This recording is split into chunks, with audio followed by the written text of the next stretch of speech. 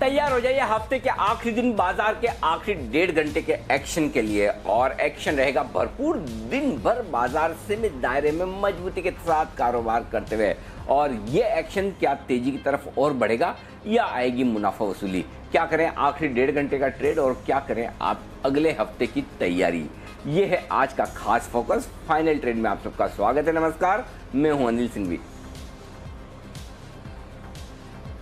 और नमस्कार, मैं हूं दीपांशु भंडारी। ट्रेडिंग के दोनों तरफ के मौके आज आपको मिले हैं। बैंक निफ्टी में अब थोड़ी रिकवरी आ रही है, ग्लोबल क्यूज नरमी है, पर वहां पर भी हल्की सी रिकवरी के संकेत आ रहे हैं। तो अनिल जी, शुरुआत करते हैं आखिरी 1.5 घंटे की इस हफ्ते की। सर बताइए किस तरह के संकेत आ रहे हैं, कौन से हैं बड़े ट्रेडर्स? छोटे दायरे में कारोबार होता दिख रहा है। निफ्टी 50 पॉइंट की रेंज में आज पूरे दिन भर कारोबार करता हुआ दिखा, लेकिन 11,550 के ऊपर टिकने में कामयाब है। तो कमजोरी कोई खास है नहीं।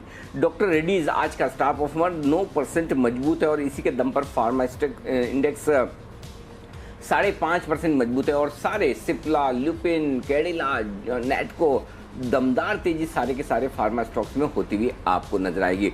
ऑटो शेयर भी आपको जबरदस्त एक्शन में दिखेंगे आज, वहां पर भी रफ्तार पूरी है। M&M, एस्कॉर्ट्स, अशोक लेलैंड यहाँ पर तेजी करते हुए आपको नजर आएंगे। और इसके साथ साथ IT और मेटल शेयरों से भी सपोर्ट आता दिख रहा है, लेकिन बैंकिंग और FMCG शेयरों से दबाव बनता हुआ नजर आ रहा है। यूरोप के बाजारों में थोड़ी कमजोरी है, 0.5% की, और डाउ फ्यूचर्स लगभग 50 पॉइंट नीचे आपको ट्रेड करते हुए दिखेंगे। जी दीप, तो ये है अब तक के बाजार का हाल आपके लिए। जी और शानदार परफॉर्मेंस है रेड्डीज पर। देखिए अब तो 11% की तेजी आ रही है और कई सारे ये फार्मा नेम्स लाइफ हाई पर हैं।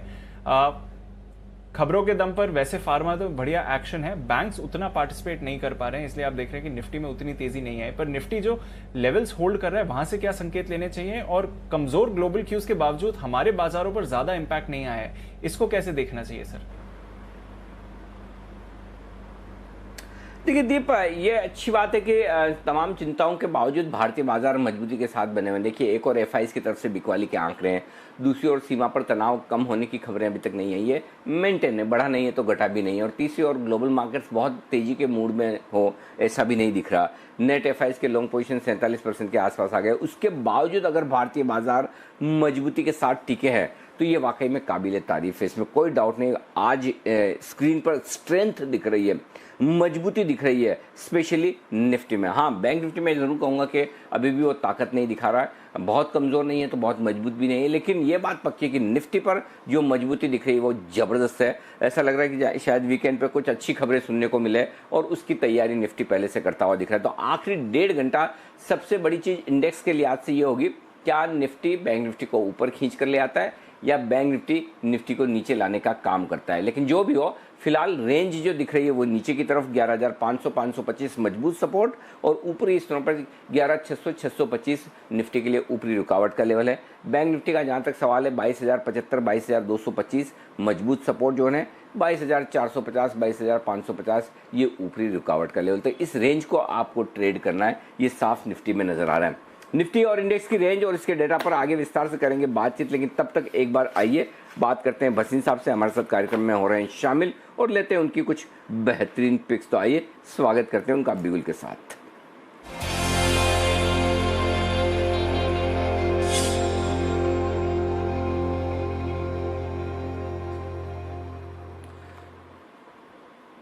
स्वागत है आपका भसीन साहब। सबसे पहले तो बताएं अपडेट्स आपकी तरफ से और उसके बाद मैं आपसे फ्रेश कॉल्स पूछता हूं। जी सर। तो अनिल जी, सुबह आपको गेल दिया था 91 पे, आज 93.50 मार गया है, उसको बुक करिए इंट्राडे। आपको MGL दिया था कल या परसों, मेरा ख्याल 905 908 पे 930 हो गया। कल आपको लुपिन बाय दिया था 1028 पे, वो 1120 हो गया। औरोबिंदो फार्मा 840 हो गया, लेकिन वो बैन में है इसलिए रुका हुआ है। ACC 1438, Bharat 490, Godrej property 930। Short में आपको 6250 पे बजाज फिनसर्व दिया था, 5800 का टारगेट, आज 5880 मार गया, वो बुक कीजिए। कैडिला, सिप्ला, ग्लेनमार्क जो फार्मा के स्टॉक्स थे वो तीनों बायस थे। अब क्या नहीं चला सर? एक तो मेरे बैंक्स नहीं चल रहे, ना SBI ना IDFC फर्स्ट, दोनों में बने रहिए। और दूसरा जो शॉर्ट कॉल दी थी मनापुरम की, वो 63.5 का क्लोजिंग बेसिस में स्टॉप लॉस है।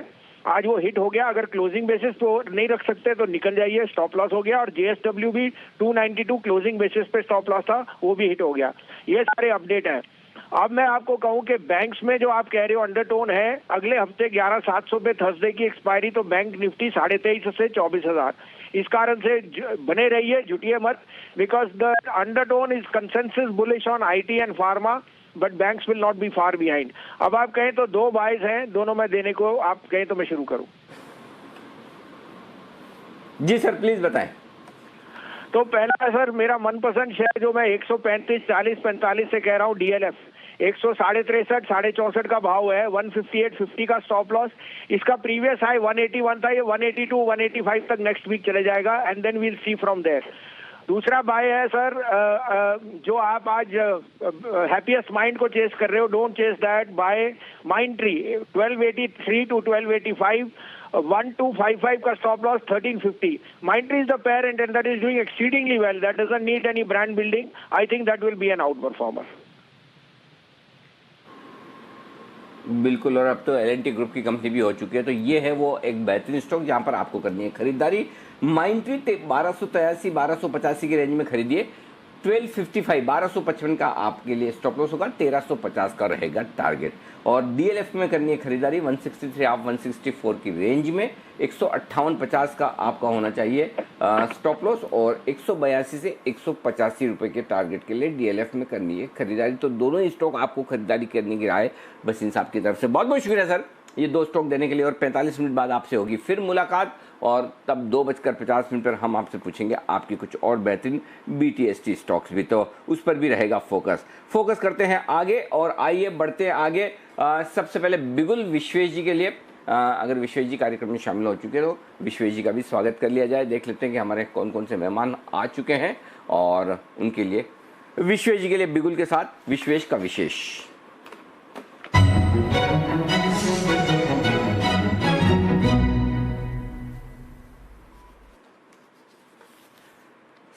स्वागत है विश्वेश जी आपका।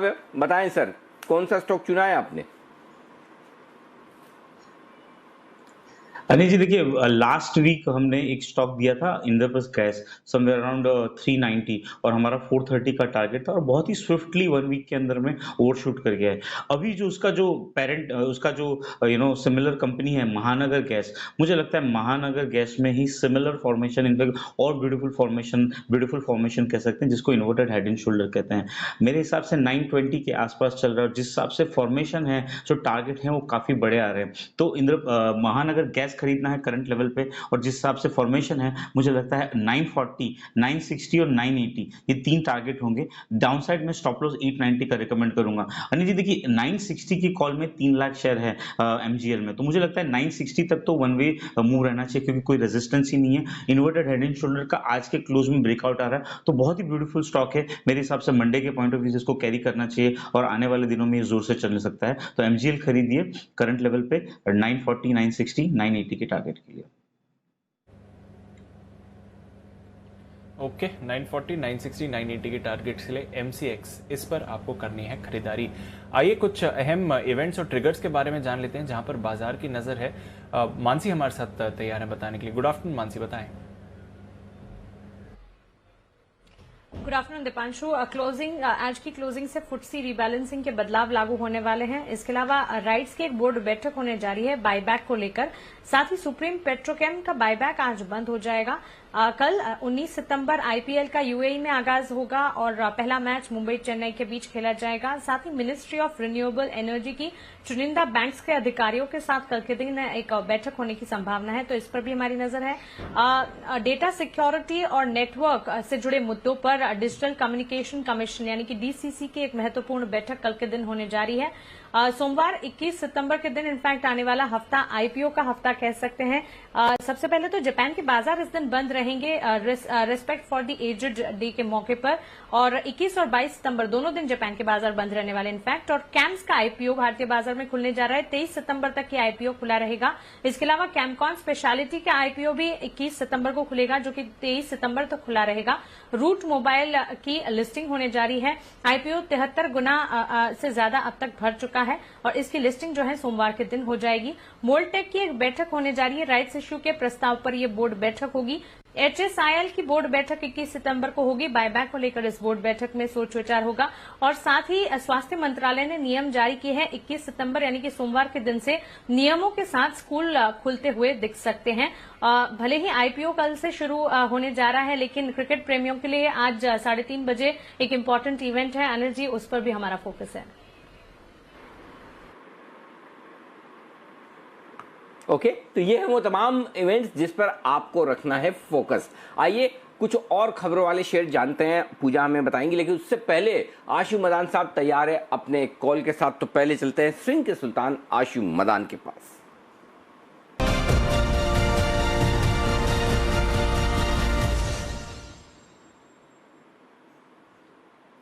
आशु जी बताएं सर। अनिल जी, मेरी भी एक बाय कॉल है एंड आई थिंक अभी इसी भाव पे क्लाइंट के साथ हमने शेयर किया IGL पे। तो 416-17 के अराउंड फ्यूचर का भाव है। कैश का 1 रुपए नीचे होगा। उसमें अनिल जी IGL में बाइंग करनी है। 10 रुपए का स्टॉप लॉस, टारगेट 430 से 35 और अगला टारगेट 445 से 50 का भी हो सकता है। अनिल जी मार्केट डाइसी है, डाइसी रहेगी, चौपी भी रहेगी, शॉर्ट भी जरूर करना है, लेकिन उसके against Anil ji stock specific आप देखिए फार्मा तो बिल्कुल आउट परफॉर्म कर ही रहा है और भी ऐसे स्टॉक्स ढूंढने जो सेफ हो, उस सेफ जोन के अंदर हो जिनको लिया जाए। तो IGL आई थिंक उस कैटेगरी के अंदर आता है। अनिल जी मुझे निफ्टी का भी एक स्प्रेड देना और मार्केट की भी बताना है, तो अगर आप जब भी फ्री होंगे तो वो भी दे सकते हैं। निफ्टी के स्प्रेड में इतनी भागाभागी नहीं है, बट व्यू शेयर करना उसके साथ देना है। अभी की जो कॉल है अनिल जी वो IGL बाय करना है। परफेक्ट, तो IGL खरीदिए 416-418 की रेंज में। 430-435 पहला टारगेट होगा, उसके बाद 445 तक भी जा सकता है। 407 का स्टॉप लॉस। MGL IGL दोनों आ रहे हैं पसंद। सारे ये स्टॉक्स हैं जिन पर नजर रखिए, MGL IGL BPCL HPCL, और आप सब लोगों को भी मैं एक हिंट दे रहा हूँ, HP BP IOC पर भी जिसको नजर डालनी है डाल लीजिए। फिर ये मैं मत कहना कि बताया नहीं था, पहले चुपचाप चल गया, पता ही नहीं चला। तो चलने के लिए स्टॉक्स तैयार होते दिख रहे हैं। तो ऑयल एंड गैस स्पेस पर नजर रखिएगा। तब तक नजर रखिएगा एक और स्टॉक पर जो बताने वाले हैं कुणाल जी और राकेश जी बिगुल के बाद चार्ट कॉर्नर।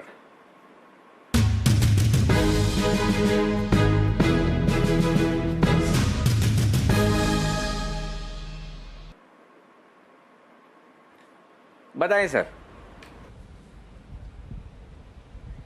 अनिल जी, खरीदारी की राय है गोदरेज सीपी पर। गोदरेज सीपी को खरीदने की राय है। इस स्टॉक के अंदर एक ब्रेकआउट देखने को मिल रहा है, एक पॉजिटिव क्रॉसओवर हुआ है, प्राइस वॉल्यूम एक्शन स्ट्रांग है। ओवर टू कुणाल जी। अनिल जी देखिए, 720 रुपए के ऊपर गोदरेज सीपी में बड़ा ब्रेकआउट हुआ है। एक पैटर्न बना है जिसको हाफ ब्रॉडनिंग टॉप पैटर्न कहते हैं और जिसका जो टारगेट है वो 760 रुपए का बनता है। तो इन स्तरों पर बाय करके चलें। बहुत ही छोटा सा एक स्टॉप लॉस रखना है। स्टॉप लॉस आपको 718 का एक छोटा सा स्टॉप लॉस रखें। पहला टारगेट 742 रुपए का, दूसरा टारगेट 755 रुपए का। तो 742 755 के टारगेट के लिए गोदरेज सीपी में खरीदारी की राय।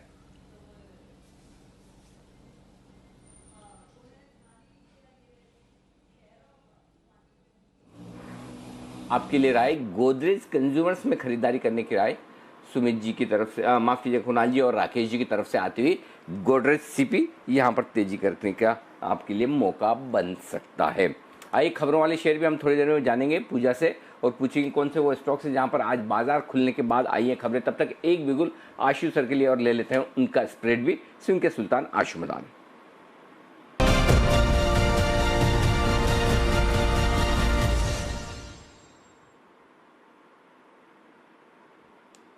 बताएं सर। नहीं है और ऊपर में मतलब 11,600-700 रेंज है और नीचे में 11,300 है। तो अगर मैं रिस्क रिवॉर्ड देखूं तो अनिल जी ऊपर में 100 पॉइंट है, नीचे में 300 पॉइंट है। और अनिल जी बाकी स्टॉक्स अगर हम लॉन्ग रखते हैं या कुछ ना कुछ चीजें पसंद आती हैं, कभी औरो, कभी IGL, कभी सन फार्मा, तो अनिल जी उसके साथ जैसे लास्ट वीक भी बनाया था, तो इस बार भी अनिल जी वीकली स्प्रेड बनाना, अब तो मंथली स्प्रेड है।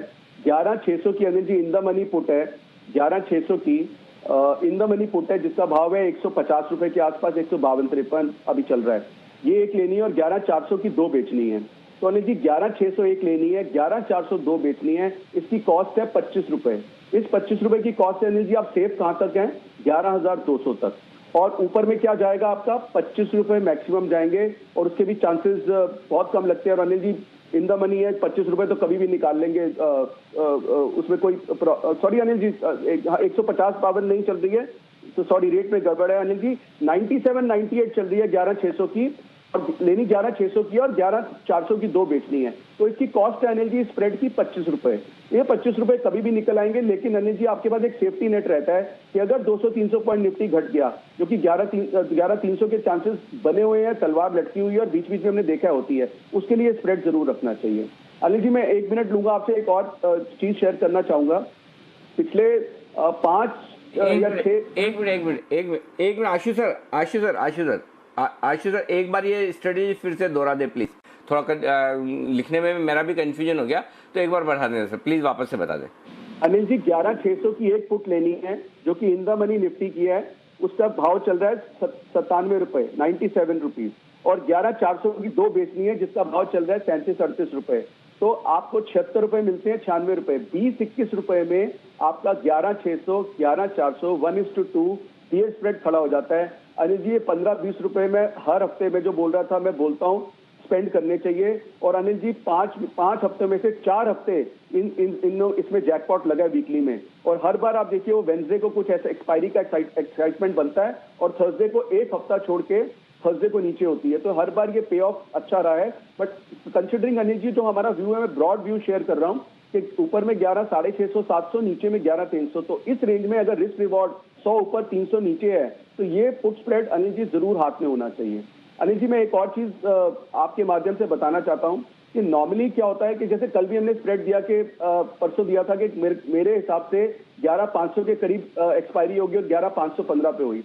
अनिल जी बहुत लोग पूछते हैं कि क्यों ऐसा कहा आपने, तो मैं कहता हूं कि अनिल जी कि मेरे पास भी वही डेटा है, वही हमारे पास भी वही कैंडल स्टिक्स है, वही RSI है, वही ओपन इंटरेस्ट है, वही पुट कॉल रेशियो है, लेकिन अगर मैं डेटा प्लस माइनस बहुत ज्यादा नहीं बोलता हूँ, दैट डज नॉट मीन कि मेरे को कोई एस्ट्रोलॉजर आके बताता है। इट इज ओनली कि इंटरप्रिटेशन डिफरेंट होती है। अनिल जी मेरी इंटरप्रिटेशन थोड़ी डिफरेंट होती है और मैं उसको इंटरप्रेट अपने तरीके से करता हूँ और कोशिश करता हूँ कि कॉन्ट्रा कॉल लूँ।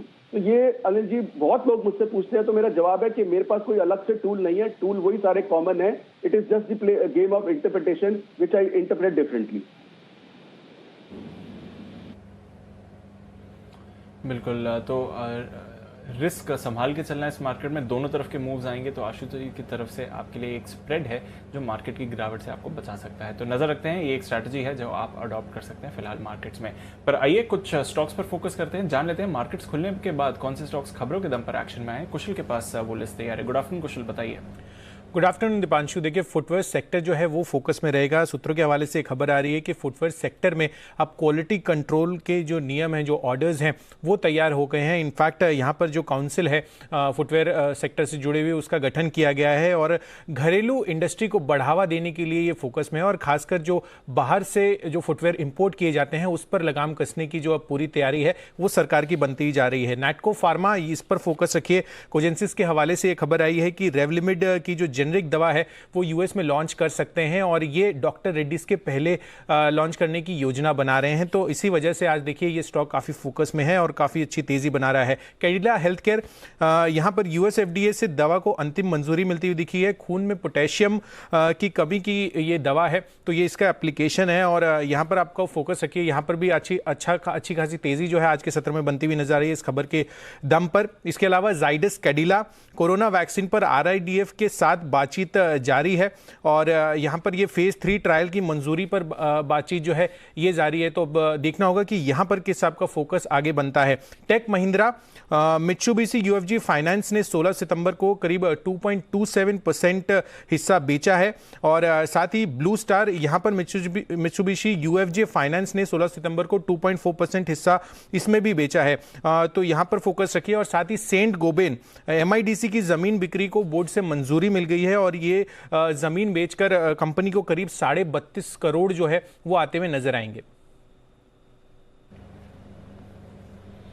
ओके, काफ़ी सारे स्टॉक्स हैं जो आपको फोकस में आते हुए दिखे हैं इस समय, और काफ़ी सारे स्टॉक्स हैं जहां पर आपको अच्छी खरीदारी के संकेत इस समय आ रहे हैं। शुक्रिया कुशल ये सारी लिस्ट हमें बताने के लिए। पर आइए कुछ स्टॉक्स पर फोकस करते हैं जहां पर और आपको खरीदारी के संकेत आ रहे हैं। थोड़ी रिकवरी अब आपको सीमेंट स्टॉक्स में आती हुई दिख रही है, वहां पर अच्छा एक्शन है। और सुमित जी भी हमारे साथ है जिनके पास एक सुपर हिट कॉल तैयार है। तो पहले बिगुल बजाते हैं सुमित के सुपर हिट का।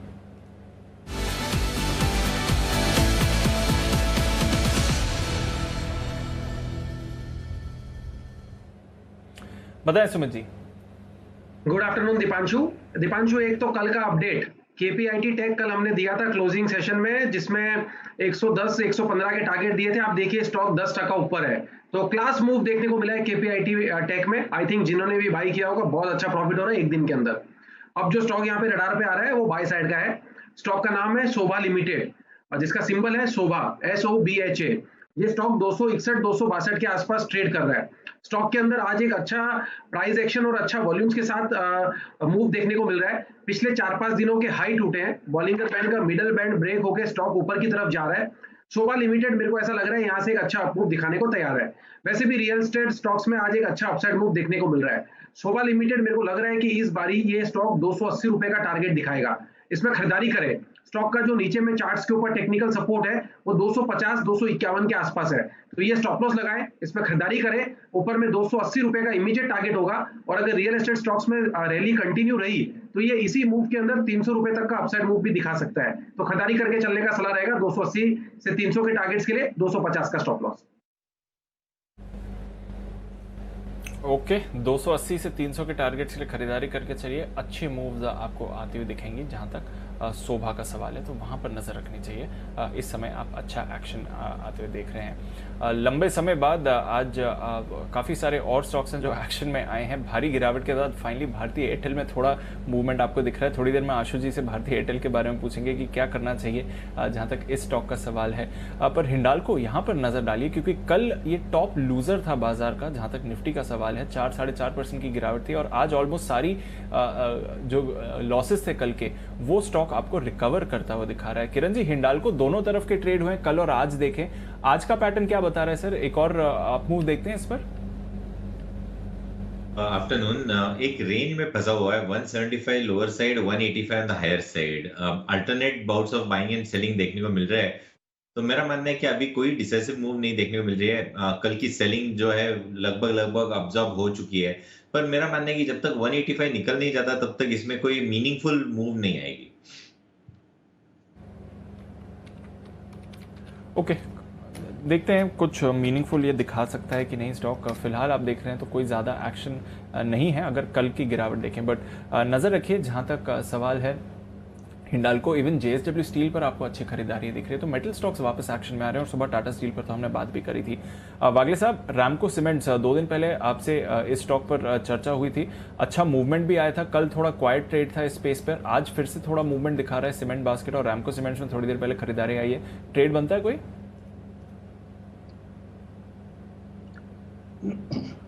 दीपांशु, रैमको में 772 के पार निकलने के बाद ही एंट्री करना चाहिए, क्योंकि मुझे लगता है फिर मोमेंटम आएगा। अभी ये रेंज बाउंड रहेगा 770 755, तो मैं वेट करूंगा। ओके, और इस बीच बाजार एकदम तेजी से थोड़ा सा नीचे की तरफ आया है। 11,500 तक का हिट इस वक्त है। एक बार निफ्टी पर आता हुआ दिखा है। 22,000 के नीचे का मार्केट ये कब हुआ पता ही नहीं चला। 21,854 का निफ्टी का, बैंक निफ्टी का लो दिखा रहा है आज। एक मिनट, अभी 21,854, यानी कि 22,350 के आसपास मैंने देखा था। वहाँ से 21,854, यानी कि 500 पॉइंट बैंक निफ्टी एकदम जोर से हिट हुआ है। और फ्यूचर्स में भी 21,882 का लो बनाया है। निफ्टी जो 11,570 के आसपास चल रहा था, वहाँ सीधा 11,494। तो पिछले 2 मिनटों में, 3 मिनटों में बड़ी तेज, एकदम से तेज गिरावट आई है। एकदम से जोर से हिट आया है। किसी ने कुछ सुना है तो बताएं। अगर किसी ने कोई खबर सुनी हो अचानक से, मैं ढूंढता हूँ, कोशिश करता हूँ। आशु जी, कुछ सुना है आपने, किस वजह से तेज गिरावट आई है? अनिल जी सुना नहीं है, लेकिन मैं ये तो बाई चांस टाइमिंग की बात है अनिल जी, मैं बिल्कुल बोल रहा हूँ नीचे की प्रिपरेशन पुट्स ज़रूर हाथ में होनी चाहिए। और अनिल जी एक सेक्टर मैं बिल्कुल बता रहा हूँ, हमारा एज ए हाउस जो टेक्निकल व्यू है वो नेगेटिव है, वो बैंक्स पे है, चाहे वो एक्सिस हो, चाहे वो इंडस हो, चाहे वो बाकी भी जो बैंक्स हैं बंधन वगैरह, ओवरऑल जो फाइनेंस प्राइवेट बैंकिंग स्पेस में नेगेटिव में है। और कोटक का रेट देख लीजिए अनिल जी, कोटक बीच में कई बार उलझाता है चार्ट्स पे कि बाइंग सिग्नल और ये होता है, लेकिन अपने को वो अगली वाले सिग्नल ही ढूंढने होते हैं। तो अनिल जी बैंकिंग पे व्यू नेगेटिव है, बहुत ज़्यादा नेगेटिव नहीं है लेकिन नेगेटिव है, ऊपर जाता है लेकिन लेना नहीं है। व्यू सिर्फ फार्मा और सेलेक्ट स्टॉक्स पे है। और निफ्टी की पुट्स अनिल जी ज़रूर होनी चाहिए। ये जो हुआ है रीज़न हम बाद में ढूंढते रहेंगे, लेकिन कुछ ना कुछ ऐसा होता रहेगा and one should be totally prepared with the puts in hand. ठीक बात है। तो अचानक से ये जो तेज़ गिरावट आई उस पर आपको थोड़ा सा फोकस करना है और देखना है कि क्या हुआ है क्या नहीं हुआ है, उस पर हम नज़र रखेंगे। देखते हैं कि एकदम से बैंक निफ्टी में जो गिरावट आई, लगभग 500 पॉइंट की गिरावट बैंक निफ्टी में आई है, अभी भी 22,000 के नीचे ट्रेड करता हुआ दिख रहा है। ये सरप्राइजिंग है क्योंकि पिछले 10 दिनों में आप देखें तो 22,000 के लेवल को एक भी बार नहीं तोड़ा है। 22,028 का लो 14 तारीख को बनाया था, आज हम 18 तारीख के 4-5 दिन बाद भी अभी पहली बार ऐसा हुआ कि 22,000 का लेवल टूटा है। ये आपके सामने नज़र आ रहा है। 11,500 के लेवल को होल्ड करने की कोशिश हो रही है। और दीप अच्छा हुआ कि मैं 2-4 मिनट लेट हूँ, अगर मैं शायद थोड़ा जल्दी रहता तो मैं तो अभी यही कहने वाला था कि कुछ भी हो जाओ बैंक निफ्टी में 11,500 का लेवल तो टूटेगा नहीं, इतना मजबूत सपोर्ट रॉक बॉटम बना हुआ है और ये तो 11,500 को तोड़ने की तैयारी करता हुआ दिख रहा है। तो बड़ा इंटरेस्टिंग दिख रहा है। आप 2 मिनट दें, तब तक मैं डेटा अपना फाइनल कर दूं और तब तक आप एक बार बाजार पर नज़र रखें कि हो क्या रहा है। मैं कारण भी ढूंढने की कोशिश करता हूँ अचानक से तेज बिकवाली की वजह क्या है। तो 2 मिनट में आपसे चाहता हूँ दीप, तब तक आप देखिए। बिल्कुल अनिल जी, और मैं भी देख रहा था कि वीकनेस आई कहाँ से है और लार्जली बैंक से ही आई है सर, क्योंकि कोटक बैंक पर देखिए 2.5% नीचे है, HDFC बैंक पर नज़र डालिए 2.5% की गिरावट है, SBI, Bajaj Finserv, IndusInd bank, जैसे कि आशु जी बोल रहे थे, बैंक्स और फाइनेंशियल्स ही वीक लग रहे हैं और वहीं पर हैवी सेलिंग आई है। इसके अलावा HUL में हमने ड्रॉप देखा है और 2100 के नीचे HUL फिसला है, जिसकी वजह से भी बाजार पर थोड़ा प्रेशर बना है। ITC तो वैसे भी वीक है, आज भी वीकनेस ही दिखा रहा है, तो वहां से भी थोड़ा प्रेशर आते हुए आपने देखा है। साथ ही ICICI बैंक जैसे दिग्गज भी प्रेशर में आ रहे हैं। रिलायंस इंडस्ट्रीज एकदम फ्लैट है, पर प्रेशर लार्जली बैंक्स और फाइनेंशियल से आया और वहीं पर आपने जो तेज गिरावट देखी है उसकी वजह से आप बाजार में प्रेशर बनते हुए देख रहे हैं। सुमित जी, सुबह आप और शुभम जी आप दोनों ही लार्जली शॉर्ट कॉल्स दे रहे थे और आपने HDFC फ्यूचर्स की बिकवाली की राय दी थी। और गिरावट देखते हैं करंट लेवल से, और साथ ही जो बैंक्स में गिरावट आई है, किसी बैंक को भी शॉर्ट करना चाहिए? बिल्कुल गिरावट देखते हैं और ये वही ब्रेकडाउन है मार्केट्स में जिसकी दीपांशु मैं सुबह बात कर रहा था। आप HDFC में देखिए ब्रेकडाउन आ रहा है और अभी थोड़ी सी देर में मैं 1-2 सेल कॉल्स और देने वाला हूं। बैंकिंग ही मैं ढूंढ रहा हूं, मुझे ऐसा लग रहा है बैंकिंग में मुझे 2 मिनट दीजिए, बस मैं ढूंढ के निकालता हूं बढ़िया सा सेल कॉल। ओके, आप ढूंढ के निकालिए एक अच्छा सा कॉल। तब तक एक बार कोटक बैंक पर जरूर नजर डालिए, क्योंकि वहां पर लगातार हम वीकनेस देख रहे हैं और बाउंस बैक में भी उसने पार्टिसिपेट नहीं किया है और अब एक फ्रेश गिरावट आई है। विश्वेश जी, कोटक बैंक का चार्ट देखिए, बताइए क्या नजर आ रहा है और वीकनेस देखते हैं यहां से? देखिए, पहले तो एक चीज समझिए कि जो सेलिंग आई है प्राइमरीली HDFC बैंक में से आई है। HDFC बैंक में अगर आप नोटिस करेंगे तो लास्ट 3 मिनट के अंदर या 5 मिनट के अंदर 1080 से सीधा 1048 तक मारा है, ऑलमोस्ट 5 तक मारा है। तो व्हाट इट मींस कि हैवियर वेट 3% अगर आप डाउन टिक करते मारते हो और ऑलमोस्ट 10 लाख निफ्टी शॉर्ट हुई है, तो मुझे ऐसा लग रहा है कि ये बास्केट सेलिंग है। और जहां तक कोटक की बात है, देखिए लार्जली इट्स वेरी एविडेंट कि कोटक बैंक चल नहीं रहा है, लेकिन कोटक बैंक अगर आप मई से नोटिस करोगे तो lower end of the range is somewhere around 1260 और हम लोग अभी 1270 के आसपास चल रहे हैं। और अभी ऑप्शंस में अगर आप डेटा भी चेक करते हो तो 1300 के पुट के बाद 1280 के पुट में ऑलमोस्ट 5.5 लाख शेयर है। तो it is gonna be a very critical कि अगर 1280 के नीचे जाता है कि नहीं जाता है। I am not gonna be overly bearish over here. Kotak bank है, क्वालिटी बैंक है, I am gonna be wait and watch. मेरे हिसाब से 2-3 मिनट और दीजिए और फिर उसके बाद में स्टैंस लीजिए। Kotak bank is a very very good support, यहाँ से वापस बाउंस बैक आ सकता है। अगर टूटता है तो 1280 की वजह से, अनवाइंडिंग की वजह से भी ज्यादा डाउनसाइड नहीं हो सकती। 1230 है द बेस्ट केस। तो मेरे हिसाब से ओवरली बेरिश ना होके वेट एंड वॉच करिए। Market is giving this kind of spikes in last, हम लोग ने 2-3 वीक में देखा ऐसे स्पाइक आते हैं और बाद में रिकवर हो जाता है। तो wait and watch is the better stance in my opinion.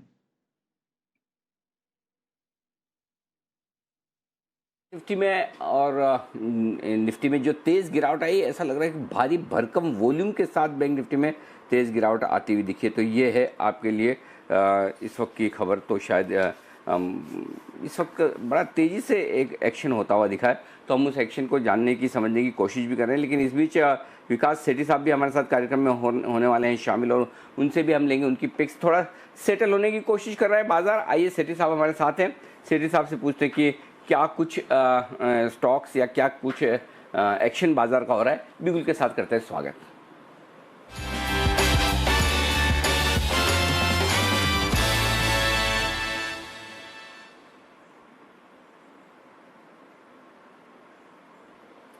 बताएं सर, सेठी साहब कौन सी पिक्स चुनी है आज आपने?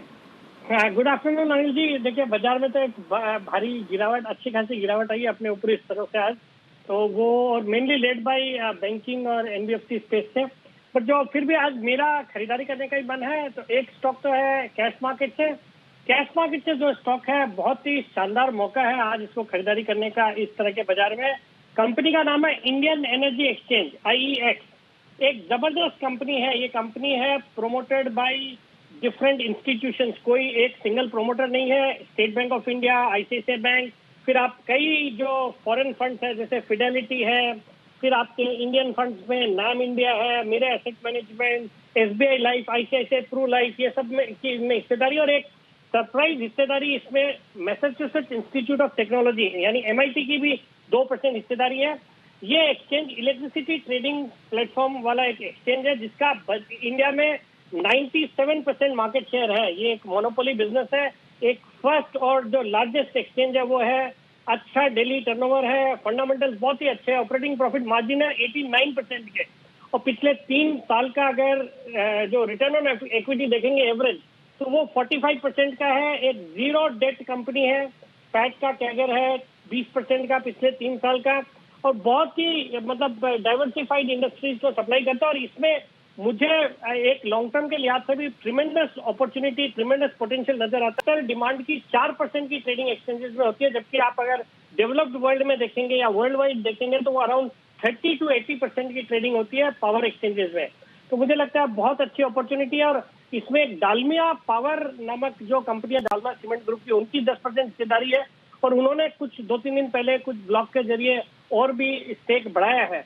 तो ऑल इन ऑल एक बहुत ही अच्छा स्टॉक है। मुझे लगता है करंट लेवल जो 204-5 के लेवल पे स्टॉक मिल रहा है, लेना चाहिए। बहुत ही शॉर्ट टर्म पे 225 रुपए के लेवल्स इसमें देखने को मिलेंगे। ओके, 225 के टारगेट के लिए आपको करनी है खरीदारी शॉर्ट टर्म के लिहाज से। इंडियन एनर्जी एक्सचेंज, ये है वो स्टॉक, पहला स्टॉक जहां पर सेठी साहब को खरीदारी का मौका नजर आता है। तो चलिए, पहला स्टॉक तो ये है सेठी साहब, और दूसरा स्टॉक कौन सा है आपका? दूसरा स्टॉक अनिल जी, आज बहुत हिम्मत करके F&O का स्टॉक दे रहा हूँ जिस तरह के मार्केट है उनको देखते हुए, बट ये स्टॉक में भी बिल्कुल खरीदारी करने की सलाह है। स्टॉक का नाम है हिंडाल्को। मुझे लगता है जिस तरह की स्ट्रेंथ हिंडाल्को और नाल्को दोनों में देखी जा रही है, डेफिनेटली ये एल्यूमिनियम सेक्टर के लिए कुछ पॉजिटिव होने जा रहा है। मुझे लगता है इन लेवल्स पे हिंडाल्को एक बहुत अच्छा मौका है खरीदारी करने का, और मेरा ये मानना है कि आने वाले वीक में we would see levels of 195 rupees on Hindalco. इसमें अभी 180-81 के लेवल्स पे स्टॉक ट्रेड करता है। 175 का स्टॉप लॉस डालना है। के स्टॉप लॉस के साथ हिंडाल्को में खरीदारी की जाए। अभी थोड़ी देर पहले ये पूछ भी रहे थे दीपांशु की क्या है हिंडाल्को पर राय, और स्टॉक में जो मजबूती बनती हुई दिख रही है, हिंडाल्को बढ़िया दिख रहा है। सेठी साहब, कोई खास वजह दिख रही है आपको बाजार में गिरावट की? कोई रीजन समझ में आ रहा है कि किस वजह से गिरा है, या अभी अननोन है?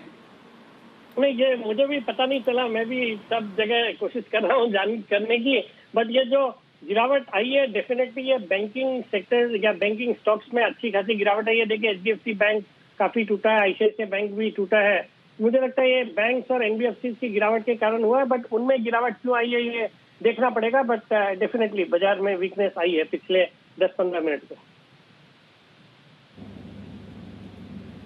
बिल्कुल, बाजार में वीकनेस आई है, और उसके बाद निफ्टी थोड़ा संभला भी है। बैंक निफ्टी हालांकि अभी भी आपको दबाव दिखा रहा है, पर दोनों निफ्टी बैंक निफ्टी लाल निशान के साथ ट्रेड कर रहे हैं। आइए कुछ और कॉल्स के बारे में बात करते हैं। सेठी साहब ने तो आपको 2 अच्छी कॉल्स दी हैं, पर सुमित जी के पास एक और कॉल तैयार है। सुमित के superhit.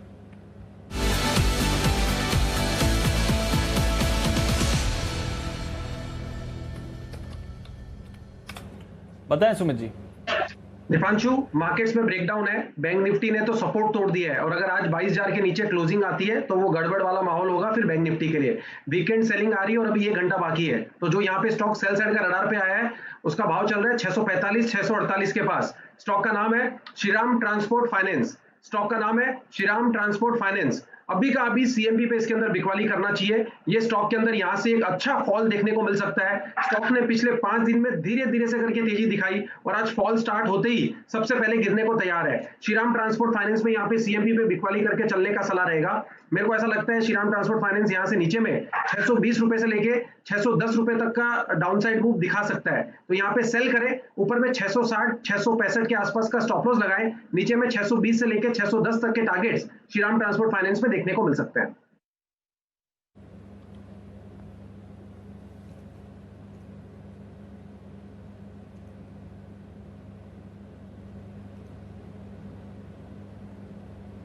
Okay, Shriram transport finance यहाँ पर आपको करनी है बिकवाली और प्रेशर वहाँ पर भी बन रहा है। बैंक्स फाइनेंशियल्स यहीं पर आप सबसे ज़्यादा इस समय गिरावट आते हुए देख रहे हैं, तो नज़र रखिए इस स्पेस पर क्योंकि वहाँ पर आप और तेज़ी से आप गिरावट देख रहे हैं। हाई बीटा नेम्स पर नज़र रखिए, दिग्गज तो गिर ही रहे हैं। आईडीएफसी फर्स्ट और आरबीएल यहाँ पर भी अब बिकवाली का दबाव आया है, 2.5% नीचे है। कैनरा बैंक नीचे है, फेडरल बैंक गिरावट दिखा रहा है, एमएनएम फाइनेंस यहाँ पर गिरावट आ रही है और पीएनबी ये भी है एक और स्टॉक जहाँ पर आप वीकनेस आते हुए देख रहे हैं।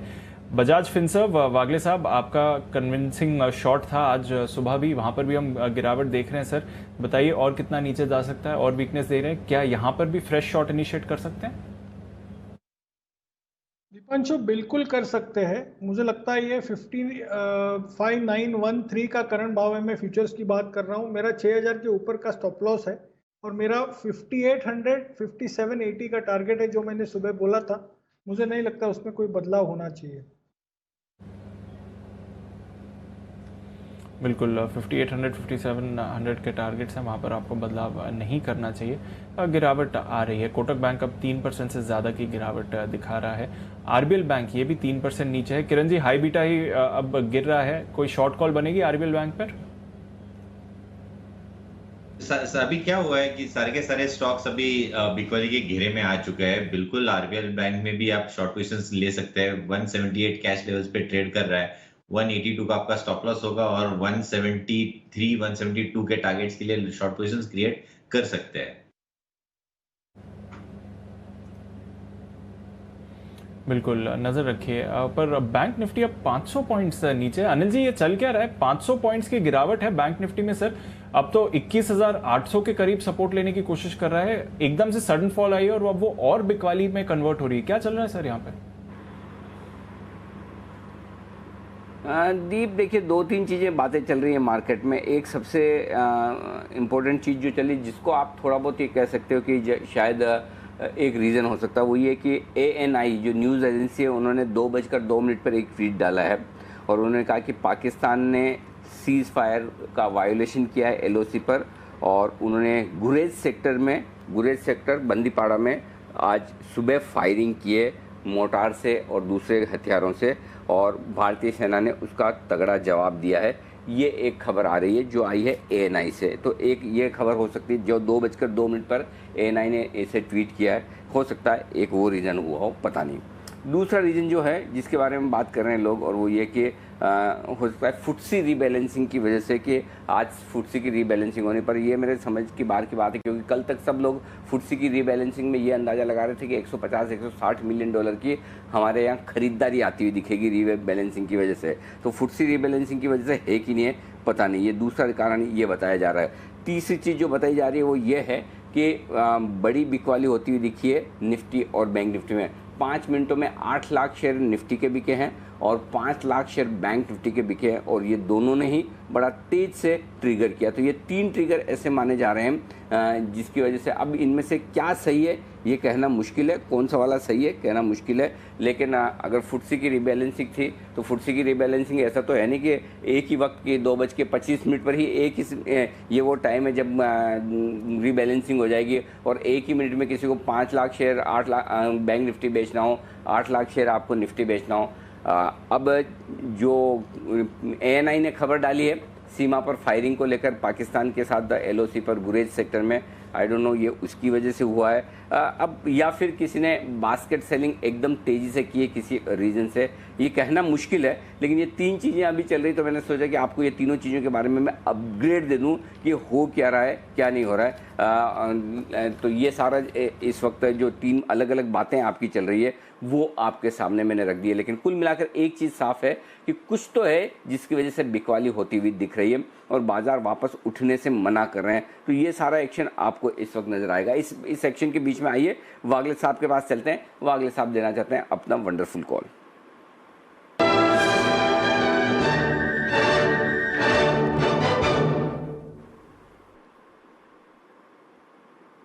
जी वागले साहब।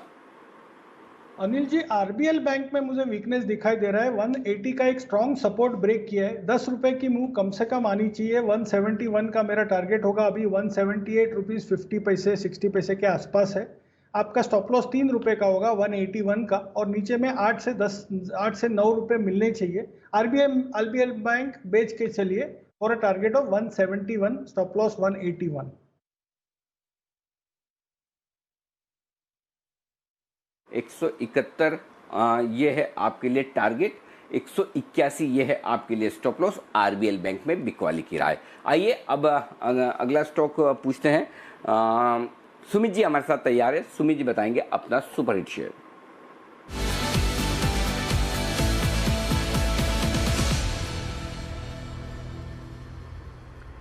बताएं सुमित जी। अनिल जी, एक और एक स्टॉक सेल साइड का रडार पे आया है और एचडीएफसी ग्रुप का है। स्टॉक का नाम है एचडीएफसी लाइफ। 586 का भाव है। स्टॉक के अंदर ब्रेकडाउन है और ये स्टॉक जब मार्केट्स में फॉल आते हैं तो ये स्टॉक के अंदर एक अच्छा फॉल देखने को मिलता है हर बार, और इस बार ये वापस मार्केट में फॉल आ रहा है और एचडीएफसी लाइफ में यहाँ से एक अच्छा फॉल देखने को मिलना चाहिए। यहाँ पे सीएमपी पे एचडीएफसी लाइफ में सेल बन रहा है। कल का लो टूट चुका है और यहाँ से मेरे को लग रहा है कि एचडीएफसी लाइफ में एक गिरावट बढ़ती हुई देखने को मिलेगी, जिसके अंदर नीचे में टारगेट जो बनेंगे 570 और 560, ये 2 टारगेट्स हमको एचडीएफसी लाइफ में देखने को मिल सकते हैं। पिछले 4 दिनों से एचडीएफसी लाइफ में ऊपरी लेवल से सेलिंग प्रेशर देखने को मिला है। आज इसने ऊपरी लेवल से बॉलिंगर बैंड को नीचे की तरफ तोड़ा है, तो ये एक वीक संकेत है।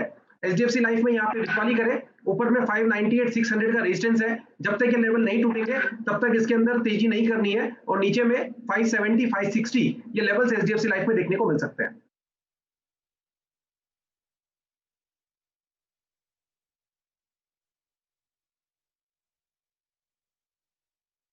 तो ये है आपके लिए एचडीएफसी लाइफ में यहाँ पर बिकवाली करने की राय सुमित जी की तरफ से आती हुई दिख रही है। एचडीएफसी लाइफ का इसमें स्टॉप लॉस चेंज कर लें एक बार। टारगेट बराबर है 570 और 560 के। सुमित जी स्टॉप लॉस क्या बताया आपने एचडीएफसी लाइफ का? जी 598 के आसपास का रेजिस्टेंस है, तो वो स्टॉप लॉस होना चाहिए, और नीचे में 570 से लेके 560 रुपए तक के लेवल एचडीएफसी लाइफ में देखने को मिल सकते हैं। तो ये है आपके लिए राय। और जो खबर अभी एएनआई ने रिपोर्ट की वो खबर हम आपके सामने रखेंगे कि तो आपको एक अंदाज़ा लग जाएगा कि एग्जैक्टली क्या खबर है जिसकी वजह से बाज़ार में इतना पैनिक रिएक्शन आया। क्योंकि देखिए जो अब धीमे धीमे सारे मीडिया में ये खबरें आती हुई दिख रही कि भारत और चीन के बीच सीमा पर तनाव जो चल रहा है वो भी लगातार जारी है, और साथ ही ये भी आ रहा है कि शायद पाकिस्तान के साथ बॉर्डर पर जो होता हुआ दिख रहा है वो इसलिए होता हुआ दिख रहा है ताकि भारतीय सेना का ध्यान चीन के साथ सीमा से हटाने की कोशिश की जा रही है। अब बहुत सारी चीज़ें इस पे चल रही है, तो ये अभी कुछ और नई खबरें आपके सामने आती हुई दिख रही है, और इन नई खबरों का असर आप इस वक्त बाजार पर देख सकते हैं। तो वही वाली बात है कि आमतौर पर जनरली इस तरह का रिएक्शन जो आता है, इतना शार्प रिएक्शन आता है, वो कभी किसी इंडेक्स की रीबैलेंसिंग की वजह से नहीं आता है। ये सबको पता है कि इंडेक्स की रीबैलेंसिंग कब और कैसे होनी है, पहली चीज़। दूसरा ये कि कभी भी इस तरह का रिएक्शन अगर आता है तो या तो कोई बड़ी बास्केट सेलिंग हो, और बास्केट सेलिंग हो तो कोई एक ही मिनट में किसी को 5 लाख निफ्टी बैंक निफ्टी बेचना हो, 8-10 लाख निफ्टी बेचना हो, ऐसा ज़रूरी तो नहीं है। तो इसका मतलब क्लियर कट है, कुछ न कुछ ऐसी खबरें आपको सुनने को मिल रही है जो आप नहीं सुनना चाहते हैं, जिसकी वजह से ये करेक्शन आता हुआ दिख रहा है। तो जो खबरें आ रही है वो पाकिस्तान बॉर्डर से आती हुई दिख रही है, और शायद बाजार को चिंता इसी बात की हो रही है कि अगर एक बार ऑलरेडी चीन के साथ सीमा पर तनाव चल रहा है और अगर पाकिस्तान के साथ भी फायरिंग की खबरें आ रही है तो मेरे ख्याल से शायद ये एक वजह है जिसके चलते बाजार में एक्शन आता हुआ दिख रहा है। तो इस पर आप नज़र रखिए। ये और वैसे भी 22,000 के नीचे जो आप डेटा की बात कर रहे थे दीप, 22,000 के नीचे डेटा खराब होते हुए दिख रहे हैं, क्योंकि देखिए 22,000 के लेवल पर हाईएस्ट ओपन इंटरेस्ट था। हमने 14 तारीख को लोएस्ट लेवल देखे थे इंट्राडे में, वो 22,028 के थे। तो 22,000 के नीचे जाते ही बैंक निफ्टी में समस्या है। 7 लाख शेयर 22,000 के और 6 लाख शेयर 22,500 के, यानी कि कुल मिलाकर 15 लाख से ज़्यादा शेयर ऐसे हैं जो रिस्क पर आ चुके हैं। तो लॉन्ग पोजीशन खत्म होने का, कम होने का खतरा बैंक निफ्टी में बढ़ता है। और 11,500 के नीचे आने के बाद निफ्टी पर भी 11,500 के पुट पर हाईएस्ट ओपन इंटरेस्ट 30 लाख शेयरों का था। तो 11,500 तोड़ने के बाद निफ्टी के लिए भी नीचे का रास्ता खुल जाता है। फिर भी मैं कहूँगा कि निफ्टी उतना कमज़ोर नहीं दिख रहा है जितना बैंक निफ्टी ज़्यादा कमज़ोर दिख रहा है। तो बैंक निफ्टी में समस्या ज़्यादा है, निफ्टी में समस्या कम है। तो बैंक निफ्टी 22,000 के नीचे रहना रिस्की ज़्यादा है, क्योंकि 22,000 का कॉल ऑप्शन 7 लाख शेयर, 22,500 का 6 लाख शेयर और इन बिटवीन और हर एक लेवल पे 3-3 लाख शेयर। तो लॉन्ग पोजीशन जो बैंक निफ्टी में है वो मुझे लगता है थोड़ी समस्या पैदा कर सकती है। या 22,000 से 22,500 की रेंज में बैंक निफ्टी में जो लॉन्ग पोजीशंस बनी हुई है, मुझे लगता है ये कम से कम भी 25 लाख शेयरों की अब लॉन्ग पोजीशन है। और 22,000 के नीचे अगर बैंक निफ्टी टिका रहता है तो ये दिक्कत है। तो मेरा ये समझना है कि इस तरह के फॉल, इसलिए हम बार बार कहते हैं कि सतर्क रहिए, सावधान रहिए, कभी भी किसी भी तरफ की खबर आ सकती है। अब हम ये बात 5 दिन से कह रहे हैं, 4 दिन से, इस पूरे हफ्ते की थीम ही यही रखी है कि सतर्कता और सावधानी रखिए। लेकिन ये थोड़ी पता होता कि किस मोमेंट पे कब क्या खबर आएगी, वो किसी को पता नहीं होता। इसीलिए आपको बार बार ये कहा जाता है कि आप सावधानी रहिए, सतर्कता रहिए, उतनी पोजीशन रखिए। देखिए जनरली हम वॉलेटिलिटी की उम्मीद करते हैं ओवरनाइट, यहाँ पर इंट्राडे में ही वॉलेटिलिटी होती दिख रही है। आशु सर से एक राय लेना चाहता हूँ। आशु सर, जो वॉलेटिलिटी हो रही है कैसे देख रहे हैं आप इसको, क्या करना चाहिए, ट्रेडर्स को क्या सावधानी रखनी चाहिए? अनिल जी देखिए, आप तो मैंने कई बार सुना आपको ये बोलते हुए कि सावधानी रखनी चाहिए, बिल्कुल रखनी चाहिए।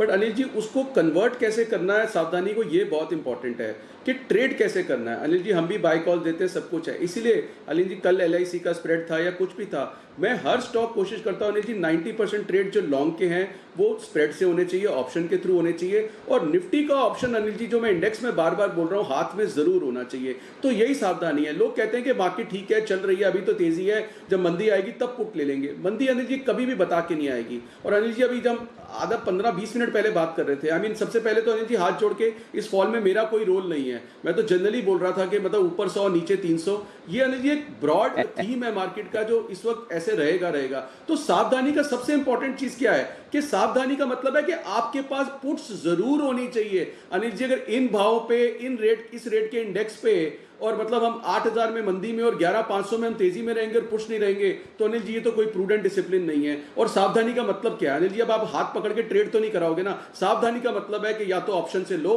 और पुट्स जरूर होनी चाहिए अनिल जी। बिल्कुल। कई बार ऐसा होता है, जो सावधानी का मतलब जो आप बोल रहे हो ना, कि एक्चुअली क्या होता है, लोगों को लगता है कि समझ में नहीं आ रहा है इसलिए बोल रहे हैं। अब आपको जैसे समझना समझ ले, लेकिन अगर आपको कंफर्ट नहीं है, अगर 3-3, 4-4 ट्रिगर्स ऐसे हैं जो आपको परेशान कर सकते हैं, तो फिर इसमें समझ में आना, नहीं समझ में आना ये रीज़न नहीं है। अल्टीमेटली हमें किसी को ये थोड़ी प्रूव करना है कि मैंने जो कहा था सही है या आपने जो कहा था वो सही है या गलत है। सवाल ये कि अल्टीमेटली आपके पैसे लगे और उस पैसे के लिए जो सावधानी रखने की ज़रूरत है। जब हम कॉन्फिडेंट होते हैं तो हम बहुत कॉन्फिडेंटली बोलते भी हैं ना कि आप आराम से शॉर्ट करके जाइए, आराम से लॉन्ग करके जाइए, स्प्रेड भी मत कीजिए, ये सारी चीज़ें होती। तो थोड़ा सा मार्केट के साथ आपको ट्यून इन होना पड़ेगा उस लिहाज से कि तो ये आपके लिए इस वक्त अच्छा, विश्वेश जी कुछ कहना चाहते हैं? जी विश्वेश जी बोलिए। अनिल जी देखिए, लास्ट वीक हमने एक स्ट्रैटेजी शेयर की थी जिसमें हमने ये एक्चुअली अपडेट था, और अपडेट के बाद में मैं ये बताना चाहूँगा कि क्यों इस तरह की स्ट्रैटेजी शेयर की जाती है। देखिए लास्ट वीक हमने क्या किया था, 11,600 के कॉल 2 बेचे थे और 11,300 की पुट बेची थी। और कल मैंने ये ट्वीट किया था और उसमें मैंने ये क्लियरली मेंशन किया था, और कहीं ना कहीं ये चीज़ हमारे पूरे पैनल मेंशन करिए कि बॉर्डर सिचुएशन जो है वो काफ़ी फ्रेजाइल है, और जिस हिसाब से स्टेटमेंट आ रहे हैं तो नीजक रिएक्शन आएगा। इसका मतलब ये नहीं हम ब्रेक डाउन हो जाएंगे। देखिए मार्केट गिरा, सेलिंग आई और एब्जॉर्ब एब्जॉर्ब होगी। लेकिन इसमें क्या होता है, आपकी अगर ओवर लिवरेज पोजीशन है तो वो स्टॉप लॉस ट्रिगर हो जाते हैं और वो आपको फिर रिकवर करने में काफी टाइम लग जाता है। तो the best way to trade is to having a some sort of a negative delta, मतलब आपकी नेगेटिव डेल्टा जो आशु जी स्ट्रेटेजी बताते हैं वैसी इंडेक्स में, और जहां पे लेस लिवरेज पोजीशन स्टॉक में हो। तो मेरे हिसाब से हमारी ऑप्शन स्ट्रेटेजी काफी अच्छी होती है। हमने जो निफ्टी की स्ट्रेटेजी बताई थी सर, 11600 11300 11600 के 2 कॉल बेचने थे, 11300 के 1 पुट बेचने थे, उसमें ऑलमोस्ट 150 पॉइंट का मुनाफा हो रहा है। तो ओवरऑल सर इस तरह की स्ट्रैटेजी मार्केट में पैसा देके जाती है अगर आप ढंग से करो तो।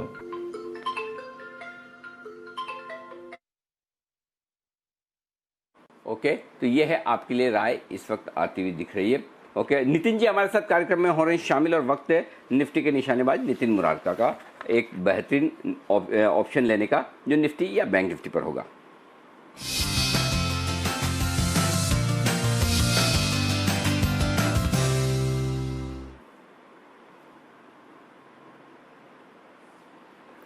ओके, तो ये है आपके लिए राय, आपके लिए नितिन जी और नितिन जी की राय। नितिन जी बताइए क्या करेंगे आप? अनिल जी, मंथली एक्सपायरी में हम लोग इंटर कर रहे हैं और बैंक निफ्टी में ब्रेकडाउन है और निफ्टी में भी रेसिस्टेंस आ रहा है 11600 के आसपास। तो वहां से सेलिंग आई है, काफी वॉल्यूम्स आए हैं आज सेलिंग में।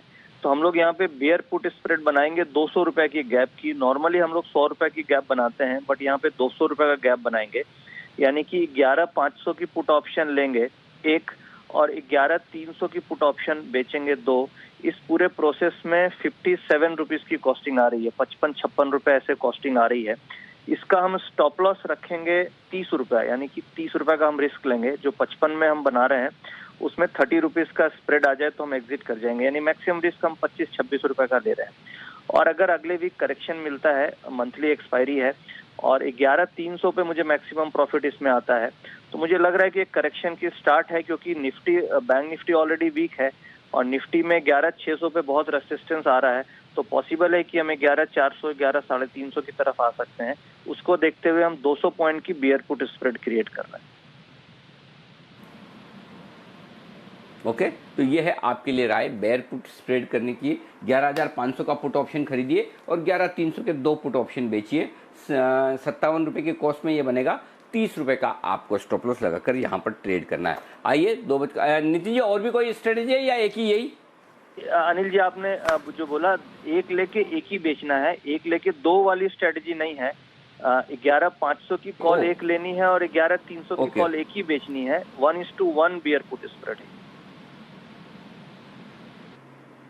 परफेक्ट, ठीक है, ओके डन। तो 1:1 माफ कीजिएगा, मैंने 2 लोट समझ लिया। तो आप 11500 का एक खरीदिए, 11300 का एक बेचिए, 57 रुपए की कॉस्ट में बनेगा। 30 रुपए का स्टॉप लॉस लगाना है। ये है राय आपके लिए निफ्टी का बेयर पुट स्प्रेड बनाने की। अच्छा, तो नितिन जी निफ्टी के अलावा कोई बैंक निफ्टी या स्टॉक में भी है या एक ही? नहीं, एक ही निफ्टी में लेके चल रहे हैं जी। बैंक निफ्टी बहुत तेजी से नीचे आ गई, कोई बाउंस होगा तो उसमें स्प्रेड या मंदी खेल सकते हैं। करंट रेट पे तो रिस्क वार्ड रेशियो बहुत फेवरेबल नहीं है। आ रहा है आपके लिए बाउंस आ रहा है। देखो 11800 से 11900 हुआ, निफ्टी भी 11450 से 11500 की तरफ आ रहा है। इंटरेस्टिंग हो रहा है मार्केट, तो कुछ और रहेगा तो एकदम चलिए देखते हैं क्या कुछ आगे होता है। शुक्रिया नितिन जी। आइए इस बीच में बसीन साहब कार्यक्रम में हो चुके हैं शामिल और बसीन साहब के लिए बिगुल।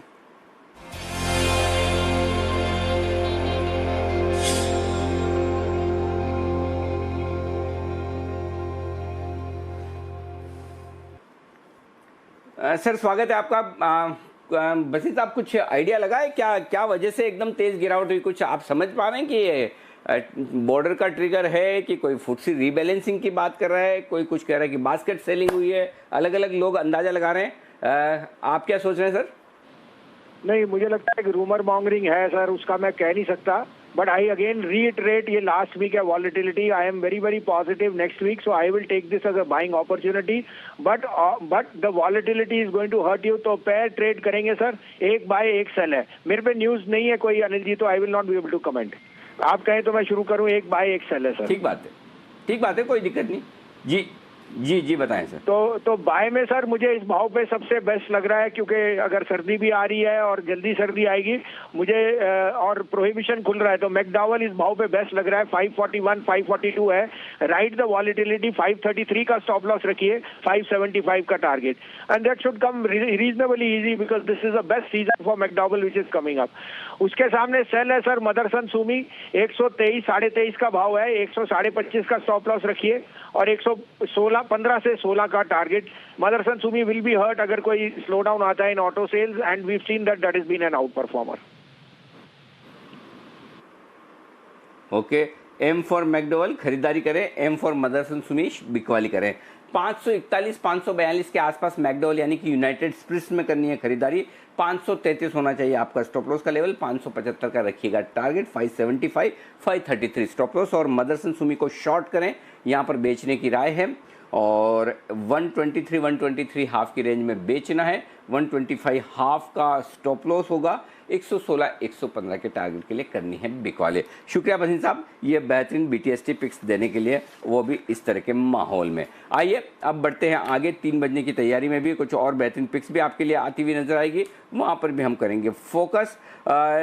आइए आशीष हमारे साथ तैयार है, समझ लेते हैं ये जो फुटसी रीबैलेंसिंग की इतनी खबरें चल रही है, उस फुटसी की रीबैलेंसिंग में होने क्या जा रहा है और क्या वाकई में ये इतना बड़ा मामला है कि एकदम जोर से बाजार घुस जाए।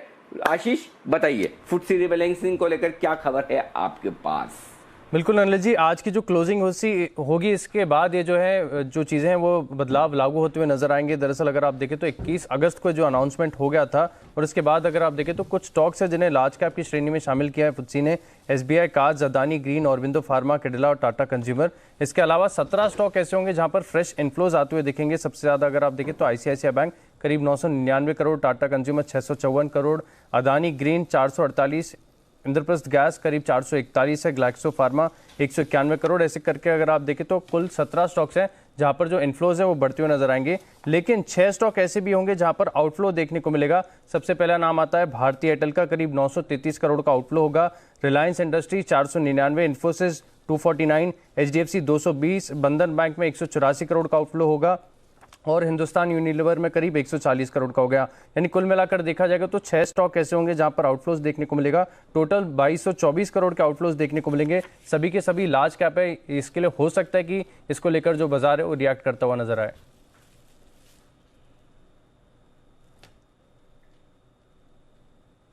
ओके, तो ये है आपके लिए फुटसी रीबैलेंसिंग को लेकर डिटेल्स। कुछ शेयरों की बढ़ेगी वजन यानी कि आएंगी खरीदारी, कुछ शेयरों में हो सकता है आपको बिकवाली का दबाव, लेकिन इतना नहीं जितना कि आपको दिख रहा है इस वक्त। ओके, शुक्रिया आशीष। आखिरी आधा घंटा चैलेंजिंग है, देखना क्या है, देखना ये कि 22,000 के ऊपर बंद होते हैं 11,500 पर, लेकिन फिलहाल रिकवरी आती हुई दिख रही है। एक बार जल्दी से ग्लोबल मार्केट भी आपके सामने ले आए।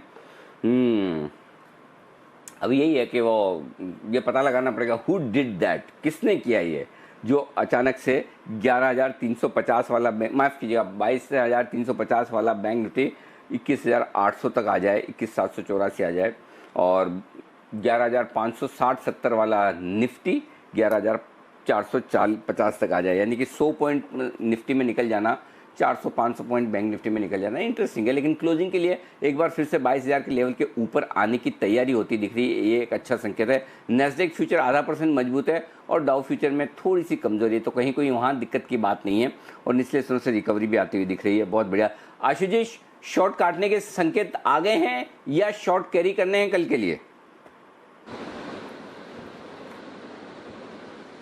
अनिल जी देखिए, सबसे इंपॉर्टेंट चीज़ जो है ना, जो हमने पिछले हफ्ते भी बात की और आपने भी कई बार वर्ड यूज़ किया, जो सेलिंग करनी है ना कभी भी या पुट्स लेनी है अनिल जी, वो पैनिक में नहीं लेनी, न्यूज़ के बाद नहीं लेनी, न्यूज़ के पहले लेनी है। अनिल जी वेंसडे को भी मार्केट अच्छा हो रहा था, अच्छा बंद होके गया था, डाउन नैस्डैक ऊपर थे तो 100 पॉइंट नीचे खुला था, तब पुट्स लेनी थी, तब कहा था। आज भी अनिल जी शो शुरू होने से पहले सब कुछ ठीक ठाक था, तब कहा था। पिछले हफ्ते में भी जब शॉर्ट सेलिंग अगर बैंक्स में कोटक में दी थी 1350 अनिल 1350 पे दी थी। अनिल जी बेचने के भी अपने भाव से बेचना है, कुछ लुट नहीं रहा है मार्केट। मैंने आपको अभी भी क्या एक बताया जो हमारा मानना है, 11,600-700 ऊपर में, 11,300 नीचे में, 2,500। तो अगर रिस्क रिवॉर्ड 1:3 नीचे का है तो मैं नीचे की तरफ ही करूंगा ना अनिल जी। तो लेकिन उसके बाद 150 पॉइंट घटने के बाद पैनिक में बेचेंगे उसमें बाउंस आएगा, आपका स्टॉप लॉस होंगे। तो पैनिक में शॉर्ट नहीं करना, पैनिक में पुश नहीं लेनी। और आगे के लिए भी अनिल जी ये मंत्रा बता रहा हूं कि अभी ये मार्केट ऐसी है, ये लेवल्स ऐसे हैं कि कॉन्ट्रा ट्रेड ही करना है, लेकिन अपने भाव से जब स्क्रीन सारी अच्छी हंकी डोरी दिखा रही हो, सब ठीक चल रहा हो, अच्छा दिख रहा हो, that is the time to sell और बाय पुट्स। लेकिन अनिल जी अब ये जब न्यूज ढूंढ रहे हैं कि क्या हो गया, अगर आप पैनिक में बेचोगे तो पैसे थोड़ा बनेंगे ऐसे। बिल्कुल, पैनिक में अगर आप करेंगे तो फिर आपके फेवर में ट्रेड नहीं जाएगा। पर जिस तरह से सपोर्ट आ रहा है, आशीष भी बात कर रहे थे फुटसी रीबैलेंसिंग की, शायद उसका जो इम्पैक्ट, इनिशियल इम्पैक्ट था वो बाजार ने अब्जॉर्ब कर लिया है और आप निचले लेवल पर सपोर्ट भी आते हुए देख रहे हैं। हालांकि बैंक निफ्टी 22,000 पर अपना माइंड डिसाइड नहीं कर पा रहा है कि उसके ऊपर रहना है कि उसके नीचे, बट 11,500 निफ्टी पर वापस आ गया है, तो ये डेफिनेटली एक आपके लिए संकेत है।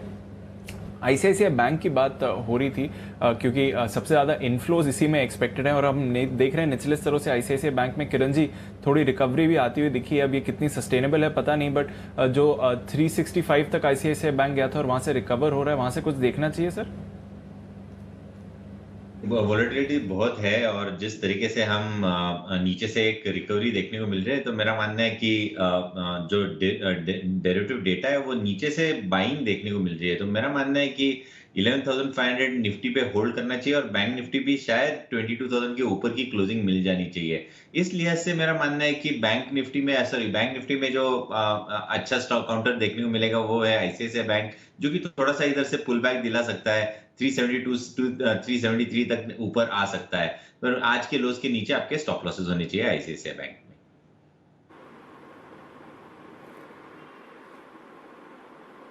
पर रिलायंस में भी थोड़ी रिकवरी आई है जिससे निफ्टी को सहारा मिल रहा है। पर आइए जल्दी से अब बिगुल बजाते हैं। अनिल जी के पास कल के 2000 के लिए एक स्ट्रैटेजी है।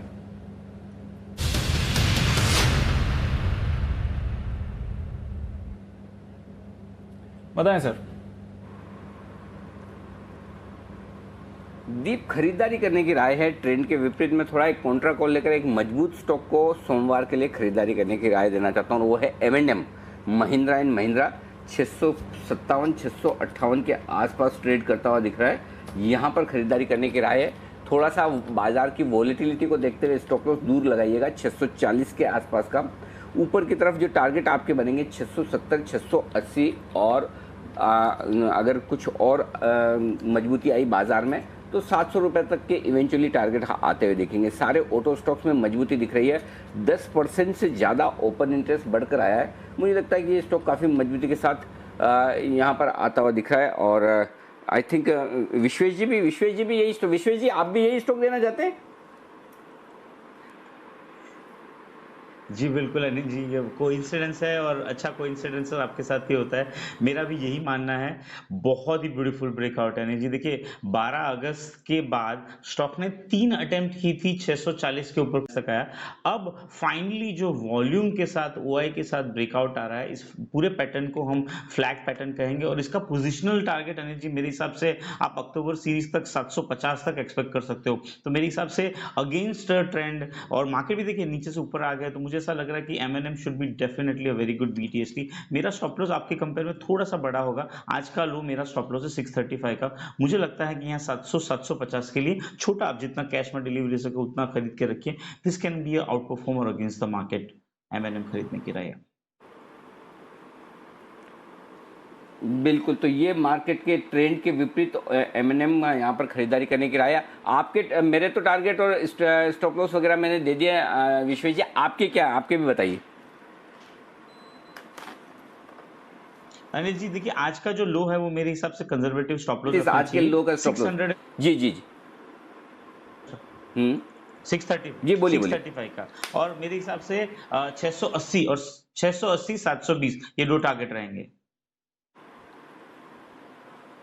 आपको धन्यवाद देने के लिए तैयार हैं सुमित जी, और सुमित जी को तो मुझे धन्यवाद देना ही पड़ेगा क्योंकि सुमित जी ने आज सुबह बहुत सही समय पर 10 की कमाई के वक्त इन्होंने M&M को रिकमेंड किया था 648 रुपये के आसपास। 625 का तब स्टॉप लॉस था। 680 और 700 के टारगेट के लिए सुमित जी ने भी रिकमेंड किया। सुमित जी इस वॉलेटाइल मार्केट में भी क्या सोमवार के लिए खरीद कर जाना चाहिए M&M पर, आपकी राय? बिल्कुल अनिल जी, बिल्कुल। और आप लोग ने एकदम सही स्टॉक को सही पिक किया हुआ है, क्योंकि ऐसी वॉलेटिलिटी में ये स्टॉक बल्कि डे हाई बना रहा है। और मैंने सुबह भी कहा था कि ये स्टॉक एक बढ़िया ट्रेंड के तेजी के ट्रेंड में है और इसने जुलाई 2019 के हाई ब्रेक किए है। ये स्टॉक आने वाले दिनों में बहुत बढ़िया रिटर्न देगा। 680-700 के लेवल जल्दी ही देखने को मिलेंगे स्टॉक के अंदर। एकदम सही पिक है, होल्ड करके चलना चाहिए। ओके, तो होल्ड करें, कोई चिंता की बात नहीं है इस वक्त। ये है आपके लिए राय खरीदारी करें जी। तो ये सुमित जी, एक बार जरा विश्वेश जी को धन्यवाद तो दे दो। हमारी परंपरा के मुताबिक आपके कॉल को आगे बढ़ाते हुए, और टारगेट भी पहला उन्होंने वो रखा है जो आपका आखिरी टारगेट है 700 रुपए। बहुत बहुत शुक्रिया, बहुत बहुत धन्यवाद आपको भी और विश्वेश जी को भी, दोनों को। अरे मैं अपना तो कैसे कहूँ कि मुझे भी धन्यवाद दो। समझ तो गए थे आप कि मुझे भी देना है और साथ ही साथ विश्वेश जी को भी देना है। तो विश्वेश जी के नाम से मैंने ना टिकट फाड़ दिए एकदम। ओके, चलिए। लेकिन थोड़ा सा ये सेशन, हाँ जैसे सेशन थोड़ा है ना बड़ा हेवी सा हो गया, जिस तरह से ऊपर नीचे हुआ। अब है ना वो बड़ी मस्ती की पाठशाला की तलब लगी है एकदम कि बस अब मार्केट कब खत्म हो और पाठशाला शुरू करे। क्योंकि अभी ऐसा लगे मतलब पूरा 4 सेशन में जितना सर पे बोझ नहीं आया, उतना ये 1 घंटे के ट्रेडिंग सेशन में बोझ आ गया। तो 3:30 बजे होगा आपके लिए एक बेहद खास शो मस्ती की पाठशाला का, और क्रिकेट से जुड़ा हुआ एक आपका मनपसंद और या फिर पसंदीदा फेवरेट क्रिकेटर जिससे एक क्वालिटी आप सीखना चाहते हैं, ये आपके लिए रहेगा। ये आप मिस मत कीजिएगा। आपके लिए ये खास शो आने की तैयारी में है, जो थोड़ी ही देर में आपके सामने होगा। बस आइए कुछ और मजबूत शेयरों का जिक्र करें। डर और पैनिक सीमित होता दिख रहा है। ऐसा नहीं कि वापस मूड माहौल सब कुछ ठीक हो गया हो, लेकिन थोड़ा सा सेंसिबल होते हुए दिख रहे हैं हम। और इस बीच देखिए एक और जो स्टॉक आज का स्टार परफॉर्मर है वो है डॉक्टर रेड्डीज, 11% मजबूत, सिप्ला 7% मजबूत, ल्यूपिन 4% मजबूत, केडिला 4% मजबूत। गजब की दौड़ लगाई है। टॉप 5 गेनर वायदा कारोबार में है आज पूरे के पूरे फार्मा। 6ठे नंबर पर M&M है और 7वें पे ग्लेनमार्क। उससे आप अंदाजा लगा सकते हैं कि कितनी तेजी के साथ कारोबार करता हुआ दिख रहा है। लेकिन एक और स्टॉक जो तेजी से ऊपर आया है और उस पर लेनी बनती आशु सर बैठे हों और 2.5-3% भारतीय मजबूत हो और 500 के नज़दीक आ जाए, और आशु मदान जी से हम ये ना पूछें कि आशु जी भारतीय एयरटेल में क्या किया जाए, तो आशु जी फिर तो गलत हो जाएगा। बताएं सर। अनिल जी, ये बहुत दिनों के बाद प्राइस एक्शन में और ऐसी मार्केट में इतना पॉजिटिव लग रहा है कि अनिल जी ये देखिए, मैं बात नहीं करना चाहता था इसके बारे में, बस फिंगर्स क्रॉस बैठा हुआ हूँ कि आज की मार्केट सपोर्ट नहीं कर रही। नहीं तो अनिल जी आज जो प्राइस एक्शन है इसने बहुत अच्छा दिखाया है। और अनिल जी बस मैं तो अभी कोई भी मुझसे बात करता था और बोलता था डेफिनेटली ओवरबॉट स्टॉक है और ये एक्सपायरी तक शायद ये मूवमेंट ना दे, क्योंकि थक के दूसरी एक्सपायरी है जिसमें नीचे कट रही है, तो कट के आई थिंक एक बार वो जो टायर्ड बुल सिंड्रोम्स होते हैं उसमें कट जाएगा, तो कहीं ना कहीं तो रिवर्सल आएगा, बिकॉज इतनी अंडर परफॉर्मेंस इतने टाइम तक नहीं रह सकती। सो अनिल 470 जी ने भी बोला था कि एक अच्छा सपोर्ट है, तो उसको काट के ऊपर दिख रहा है। तो अनिल जी स्ट्रेंथ तो अच्छी दिखा रहा है, लेकिन अभी मैं फिर भी Anil ji I will reserve my comment.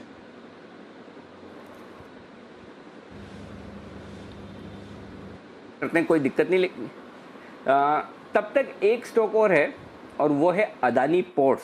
वागले साहब बहुत देर से आप खामोश हैं, जरा अदानी पोर्ट के चार्ट पर कुछ बोलिए।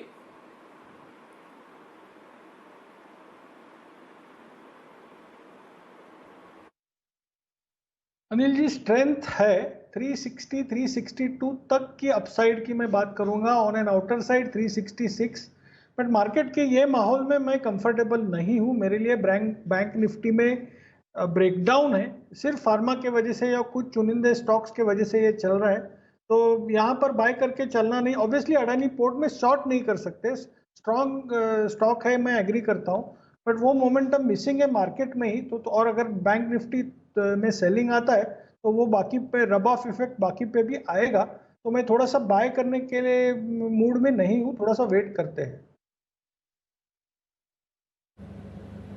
ओके, यहाँ पर थोड़ा सा वेट करते हैं। पर एक स्टॉक का जहाँ पर बागले साहब ने अग्रेसिवली पिछले 2-3 दिनों से कॉल्स दिए हैं, डॉक्टर रेड्डीज, जिसके बारे में अभी अनिल जी चर्चा भी कर रहे थे। लगातार वहाँ पर टारगेट्स आए हैं, टारगेट्स के ऊपर भी गया और अब फ्रेश लाइफ हाई पर भी स्टॉक ट्रेड कर रहा है। क्या है इस जबरदस्त तेजी की वजह और किस तरह से बाजार की अप्रोच है इस समय डॉक्टर रेड्डीज पर? आइए जानते हैं वरुण के साथ। Varun, good afternoon. बताइए इतना ज्यादा एक्साइटमेंट क्यों है डॉक्टर रेड्डीज पर? देखिए, एक्साइटमेंट तो लगातार बनते जा रहा है इस काउंटर में, क्योंकि लगातार पॉजिटिव खबर जो है इस काउंटर के लिए आ रही है। आज जो खबर वो निकल के आई है वो ये है कि कैंसर की एक जो दवा है उसके पेटेंट को लेकर सेलजीन के साथ इनका मुकदमा चल रहा था, तो उसका फाइनली इन्होंने सेटलमेंट कर लिया है। अब इस सेटलमेंट के अपने मायने हैं, क्योंकि इस दवा का, जिसका नाम है रेवलीमेड, इस दवा का ओवरऑल अगर यूएस में मार्केट साइज आप देखें तो 7 से 8 बिलियन डॉलर के आसपास है। और मार्च 2022 से जेनरिक दवा सीमित वॉल्यूम्स में यूएस से बेच पाएंगे ये लोग, ये सबसे बड़ी बात है। तो ओवरऑल ये जो दवा है इस कंपनी के लिए, ओवरऑल पोर्टफोलियो के लिए काफ़ी पॉजिटिव नजर आती है। पिछले कुछ दिनों में और भी खबर निकल के आई है कि रूस में RDIF के साथ इन्होंने 10 करोड़ कोरोना वैक्सीन के लिए खरीदने के लिए करार किया। इसके अलावा 3 से 9 महीने में यूएस में हृदय रोग की एक दवा जो है वो ये लॉन्च करने वाले हैं। इस कंपनी का जो सबसे बड़ा पोर्टफोलियो है सुबोक्सोन, उसका मार्केट शेयर लगातार बढ़ते जा रहा है। तो लगातार पिछले कुछ दिनों से अगर आप देखें तो ये खबर लगातार आते जा रही है। इसके लिए आपने देखा 4350 के आसपास एक काउंटर था जब ये खबरें आना शुरू हुई, और वहां से अब तक करीब 1000 रुपए के आसपास का अपसाइड काउंटर दिखा चुका है। ब्रोकरेज हाउसेस भी बुलिश है, जिसने अपना प्राइस टारगेट बढ़ा दिया है। क्रेडिट स्विस देखिए, प्राइस टारगेट 5100 से बढ़ा के 5750 का किया है। यहाँ HSBC ने 4625 से प्राइस टारगेट बढ़ा के 5400 का किया है। सिटी ने भी 5000 रुपए का प्राइस टारगेट दिया है। तो लगातार पॉजिटिव खबरें आना, और खासकर ये जो सेटलमेंट इन्होंने सेलिजिन के साथ किया है, मैं एक रिपोर्ट पढ़ रहा था जो कि कह रही थी कि इस सेटलमेंट के चलते, इस दवा के चलते पर शेयर कॉन्ट्रीब्यूशन जो इस शेयर को होगा वो है 520 रुपये प्रति शेयर का। तो वही इम्पैक्ट आप देख रहे हैं, और इसके लिए इस काउंटर में तेजी भी देखने मिली है। और जाहिर सी बात है, आज हमने ट्रेडर्स डायरी में भी इसको अपना बेस्ट पिक बताया था, तो उसका भी थोड़ा इम्पैक्ट है। बिल्कुल, और आपके बेस्ट पिक का सुपर हिट इम्पैक्ट आज आते हुए भी दिखा है। जबरदस्त तेजी है डॉक्टर रेड्डीज में। डॉक्टर रेड्डीज के अलावा पूरे फार्मा पैक पर आज आग लगी हुई है, और दिग्गज डॉक्टर रेड्डीज के साथ साथ कुछ और दिग्गज फार्मा नेम्स में भी तेजी आई है। सिप्ला हमारे फोकस में आया है, जिसके बारे में देवांशी हमें बताएंगे। देवांशी, बताइए, डॉक्टर रेड्डीज तो समझ गए, सिप्ला में आज इतनी तेजी क्यों है? बिल्कुल, अब देखिए दीपांशु, ल्यूपिन, सिप्ला, ये दोनों ही स्टॉक्स हैं जो आज अच्छे गेन्स के साथ ट्रेड करते हुए दिख रहे हैं। दरअसल आप देखिए, आयरलैंड की एक कंपनी है पेरिगो, जिनका मेजॉरिटी जो रेवेन्यूज है वो यूएस से आता है, और उन्होंने अपने जो इनहेलर है इसको वॉलंटरीली रिकॉल कर दिया है। आर्बिट्रोल को वॉलंटरी रिकॉल कर दिया है। क्लॉगिंग की चिंताएं थी और इसी के चलते ये रिकॉल किया गया है, और इसका जो फायदा है वो ल्यूपिन और साथ ही सिप्ला को मिलता हुआ दिखेगा, क्योंकि ये जो दो कंपनीज हैं ये इस प्रोडक्ट के डायरेक्ट कॉम्पिटिटर्स हैं। मैं आपको ये भी बता दूं कि अगर आप फुल मार्केट देखें इसका, तो करीब 90 करोड़ डॉलर तक का ये मार्केट है, जिसमें पेरिगो का करीब 10 से 12% का मार्केट शेयर है। तो ये जो मार्केट शेयर है, ये करीब 6 कंपनीज हैं जो इस प्रोडक्ट को बनाती हैं, और इसके बीच में डिवाइड होती हुई दिखेगी। लेकिन सबसे ज्यादा जो फायदा है वो लूपिन और सिप्ला को भी मिलता हुआ दिखेगा। लूपिन ज्यादातर इसलिए क्योंकि ये डायरेक्ट जो प्रोडक्ट है ये ज्यादातर इससे मिला जुला है। यही नहीं, आप देखिए फिलहाल ही लूपिन को मंजूरी मिली थी इस प्रोडक्ट के लिए, और सितंबर में इसका लॉन्च भी होने की योजना थी। तो इसके चलते आने वाले टाइम में इसको इसका फायदा मिलता हुआ दिखेगा। पॉजिटिव बात ये भी है कि इस रिकॉल के बाद ये प्रोडक्ट वापस मार्केट में कब तक आता हुआ दिखेगा, इसकी अनसर्टेनिटी है काफी। जो ब्रोकर्स है वो ये मान के चल रहे हैं कि करीब 6 महीने लग सकते हैं। तो इसी के चलते आप देखिए, जो लूपिन है इसकी बिक्री करीब 25 मिलियन से लेकर 30 मिलियन डॉलर तक की हो सकती है, और सिप्ला का जो बेनिफिट है वो करीब 18 मिलियन डॉलर से लेके 25 मिलियन डॉलर तक का हो सकता है ये दोनों कंपनीज को। इसके अलावा अगर ब्रोकरेज की बात करें तो दोनों ही ब्रोकरेज ये मान के चल रहे, क्रेडिट स्विस और मैक्वारी के, इससे ईपीएस में करीब 4 से 6% तक के गेन्स जरूर आते हुए दिखेंगे। क्रेडिट स्विस ने सिप्ला पर परफॉर्मेंस की रेटिंग दी है, 835 तक के टारगेट्स दे रहे हैं, और वहीं क्रेडिट स्विस लूपिन को न्यूट्रल रेटिंग दे रहे हैं। 930 तक के लक्ष्य फिलहाल उन्होंने बरकरार रखे। लेकिन ये जो खबर है रिकॉल वाली, ये काफी ज्यादा पॉजिटिव दोनों ही कंपनीज के लिए है। बिल्कुल, तो रेड्डीज के साथ साथ लूपिन और सिप्ला यहां पर भी नजर रखें, इनके लिए भी अच्छी खबर आ रही है। पर आइए, कुछ और अच्छे स्टॉक्स आपके लिए तैयार है जहां पर आप ट्रेड कर सकते हैं। बिगुल बजाते हैं सुमित के सुपरहिट का।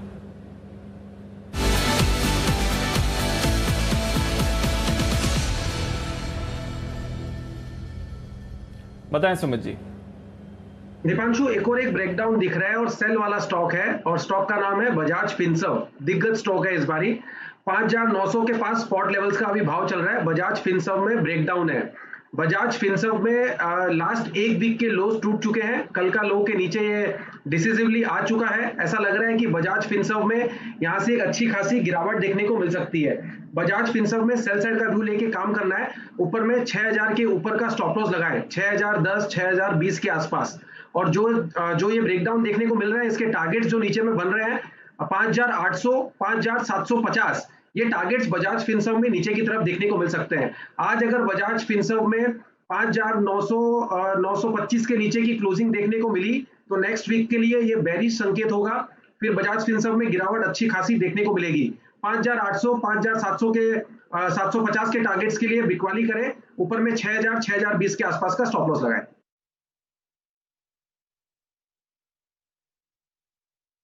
ये है बजाज फिनसर्व। सुमित जी अभी बेच ही रहे, सुमित जी रुक नहीं रहे हैं। सुमित जी कब रुकोगे? अब तो थोड़ा हरे निशान में आने दीजिए, थोड़ा ग्रीन में थोड़ा बड़ी मुश्किल से जोर लगाकर ऐसा लग रहा है कि हरे निशान में क्लोजिंग हो जाए तो बढ़िया है। मजा नहीं आ रहा आपको? अनिल जी, मेरे को ऐसा लग रहा है कि बैंक निफ्टी का जो ब्रेकडाउन है ना, वो बहुत कन्विंसिंग है और 22,000 के जो 22,100 22,001 के लेवल टूटे हैं वो सही नहीं है। तो आज वीकेंड में अब फ्रेश बाइंग मंडे को देखेंगे। आज के दिन में अभी मैं लास्ट अगले 20 मिनट में बाय का कॉल तो नहीं दूंगा और कोई भी फॉर श्योर है। सेल का जरूर मिला तो एक बार ढूंढ सकता हूं, बट एक बार के लिए सेल साइड में रहेंगे बेटर है। मंडे को देखते हैं क्या होता है, क्योंकि अनिल जी ध्यान रखना चाहिए वीकेंड भी है और ये जो रूमर्स आ रही है, जो भी आ रही है, अगर कुछ भी सच्चाई निकल आई तो फिर मंडे ट्यूसडे थोड़ा सा टफ भी हो सकता है। बात तो आपकी सही है, वैसे टफ तो है ही है। मंडे ट्यूसडे क्या, या तो फ्राइडे टफ है। आधा घंटे बाद अभी अब जाके थोड़ी पौन घंटे बाद आवाज आई, निकली जान में जान आई कि चलो 11,500 के ऊपर टिक रहा है, 22,000 के ऊपर टिक रहा है। नहीं तो ऐसा अचानक से क्या हो गया समझ नहीं आ रहा। और ये अलग बात है कि कई बार हम कहते हैं ना कि प्रिपेयर फॉर द वर्स्ट, लेकिन जब वर्स्ट होने लगता है तो वो फिर उसके बाद बड़ी दिक्कत हो जाती है। ऐसा लगता है कि ये अचानक से कम से कम बोल के तो गिरे कि भी गिरने वाला हूँ। ये आशुष ये बिना बोले क्यों गिर जाता है?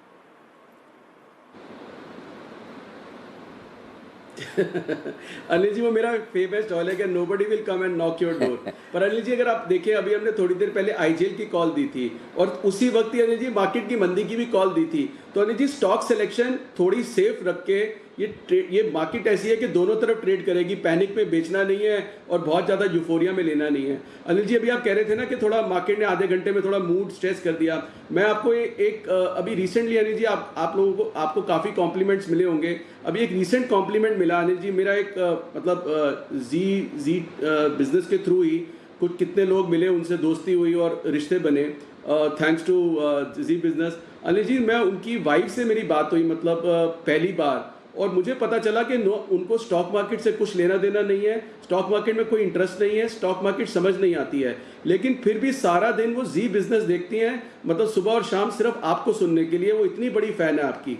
तो अनिल जी मतलब मुझे इतनी हैरानी हुई, तो मैंने कहा कि कुछ तो ट्रेड, कुछ इन्वेस्टमेंट, उनको कुछ नहीं पता। She only listens to TV, only to listen you. कहते हैं कि वो ऐसे बोलते हैं, मुझे उनका बोलना ही अच्छा लगता है। तो अनिल जी ये तो नेक्स्ट लेवल का कॉम्प्लीमेंट हो गया है और मैंने तो आपकी तरफ से अनिल जी उनसे मिलने की कमिटमेंट करवा दी है आपको। अब आपको संभालना पड़ेगा। अरे बिल्कुल 100%। आशीष सर आपकी कोई बात टाल सकते हैं, खाली मंदी वाले कॉल्स के अलावा मैंने कभी तक आज तक आपकी कोई बात टाली नहीं है। तेजी वाले में तो और मैंने आपका भरपूर साथ ही दिया, तो मैं एवरेज तो बराबर ही कर देता हूँ, कहीं जरूर से ज़्यादा सपोर्ट कर देता हूँ, कहीं थोड़ा कम कर देता हूँ। बिल्कुल आपका आदेश सर आगू पर जरूर मुलाकात करेंगे और मेरी तरफ से उन्हें धन्यवाद जरूर कहिएगा। आइए इस बीच जय ठक्कर हमारे साथ हैं कार्यक्रम में शामिल, और जय से हम एक बार जल्दी से कैश का ऑप्शन ले लें, उसके बाद सुमित जी मैं आपके पास आ रहा हूँ। जय से कैश का ऑप्शन ले लेते हैं।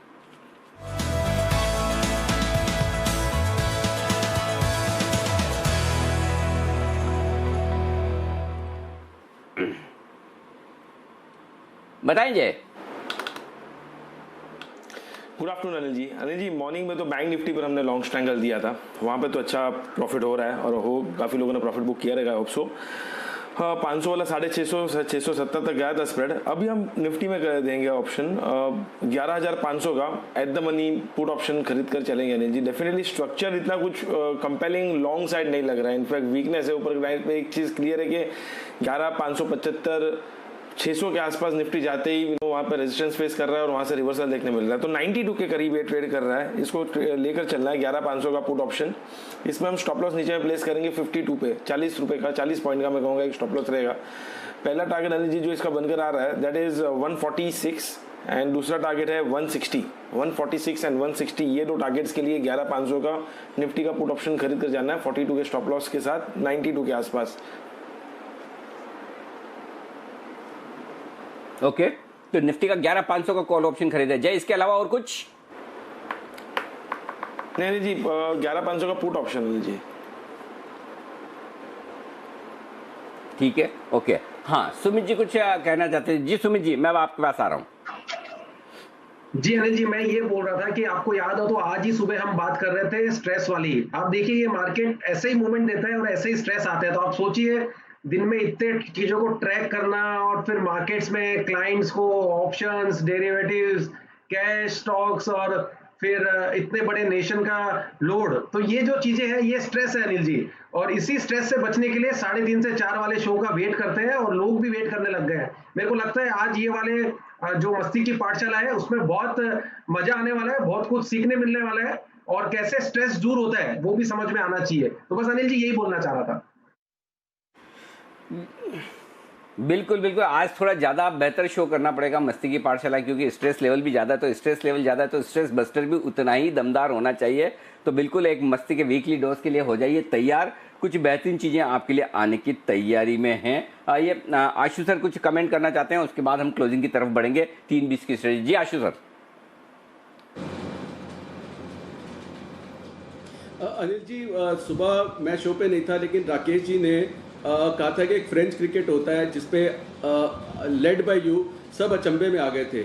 लेकिन अनिल जी, अगर कोई क्रिकेटर है जिसने गली क्रिकेट और लेन क्रिकेट, कॉलोनी क्रिकेट, घर का क्रिकेट खेला हुआ है, तो अनिल जी फ्रेंच क्रिकेट तो बहुत मतलब पॉपुलर गेम थी कि जिसमें बिल्कुल जगह नहीं होती थी, आपकी बॉडी आपकी विकेट्स होती थी और आपको टच नहीं होने देना होता था। और टच करते अनिल जी बैट को अपनी बॉडी से घुमा के जितनी बार घुमाते थे उतने रन होते थे। तो बस अनिल जी छोटी सी जगह में ये क्रिकेट के जो बहुत ही पैशनेट हम जैसे लोग थे, हमने खेला हुआ है। तो मैं राकेश जी के बिल्कुल साथ हूँ कि फ्रेंच क्रिकेट एक टाइम पे बहुत फेमस क्रिकेट था अनिल जी। अच्छा, क्या बात है। अच्छा, ये तो मैंने पहली बार ही सुना, मैं क्या पता नहीं हो, मतलब हमारे कभी काम नहीं पड़ा। हाँ, गली क्रिकेट तो हमने खेली है वो छोटी सी जगह में, लेकिन इतनी छोटी जगह में कि बैट को खाली बॉडी के चारों तरफ घुमाओ रन बन जाए, ऐसा पहले पता होता तो हम फालतू में दौड़ लगाए। इतनी बचपन में हम भी आराम से खड़े खड़े बंसल जी की तरह 2-4 सेंचुरी मार देते हैं बिना मेहनत के। बंसल जी, आपने तो बिना मेहनत के इतने रिकॉर्ड बना लिए, हमें तो बहुत मेहनत करनी पड़ी थी। आइए, एक और मेहनत वाला काम किया है जय ने, जय के लिए बिल्कुल जैकपॉट का।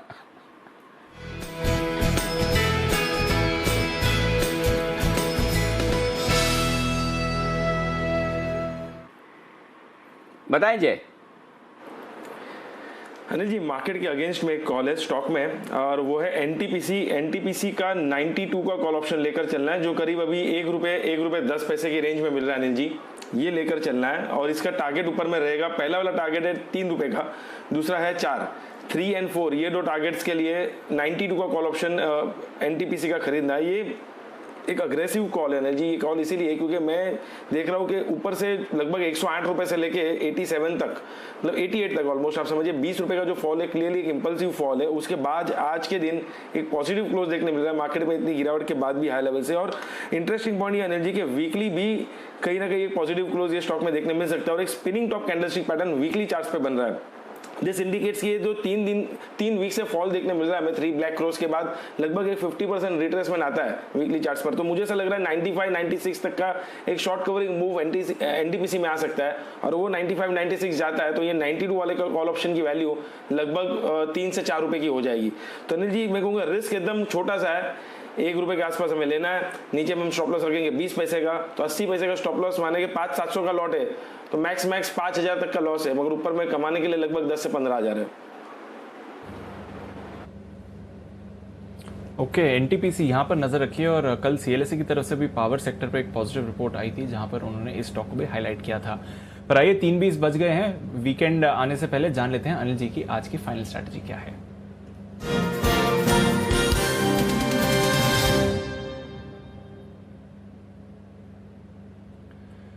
अनिल जी, ग्लोबल संकेत तो ठीक ठाक ही हैं सर। डाउ फ्यूचर्स अभी थोड़ी देर पहले रिकवर होकर पूरी तरह ग्रीन में भी हो गए थे। फिलहाल अगर आप देखें तो मामूली सी गिरावट के साथ ट्रेड कर रहे हैं। नैस्डैक फ्यूचर्स मजबूती दिखा रहे हैं इस समय।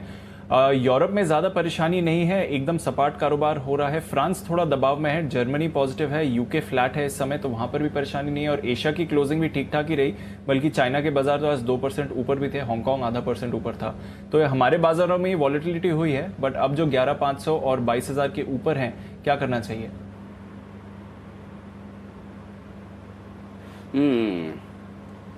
आराम ही करो दीप, और क्या करना है। सैटरडे संडे जितना कम स्ट्रेस में रहेंगे उतना बढ़िया है, क्योंकि पोजीशन होगी लोगों की तो वो सोचते रहेंगे क्या हो रहा है क्या नहीं हो रहा है क्या खबर आई अमेरिका में क्या है।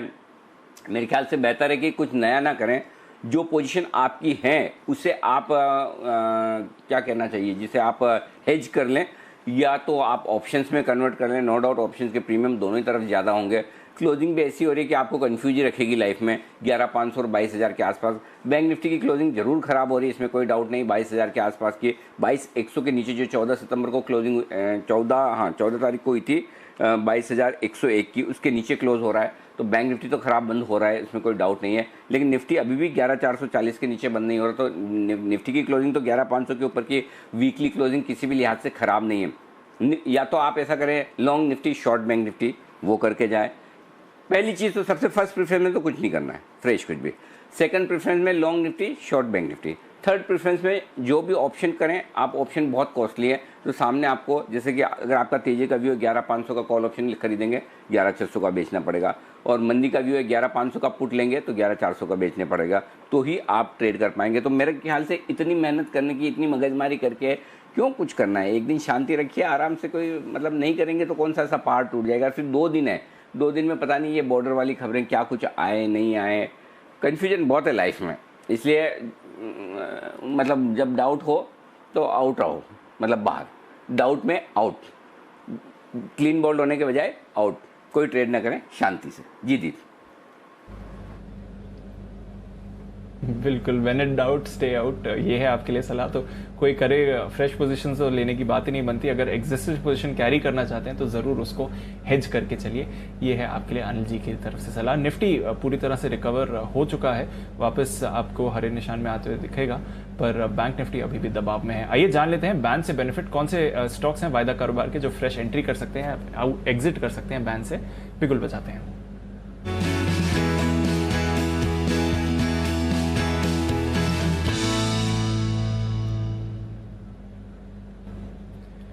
आशीष हमारे साथ तैयार हैं। आशीष बताइए, 13 स्टॉक्स है बैन में, कुछ नाम बाहर आ सकते हैं अभी?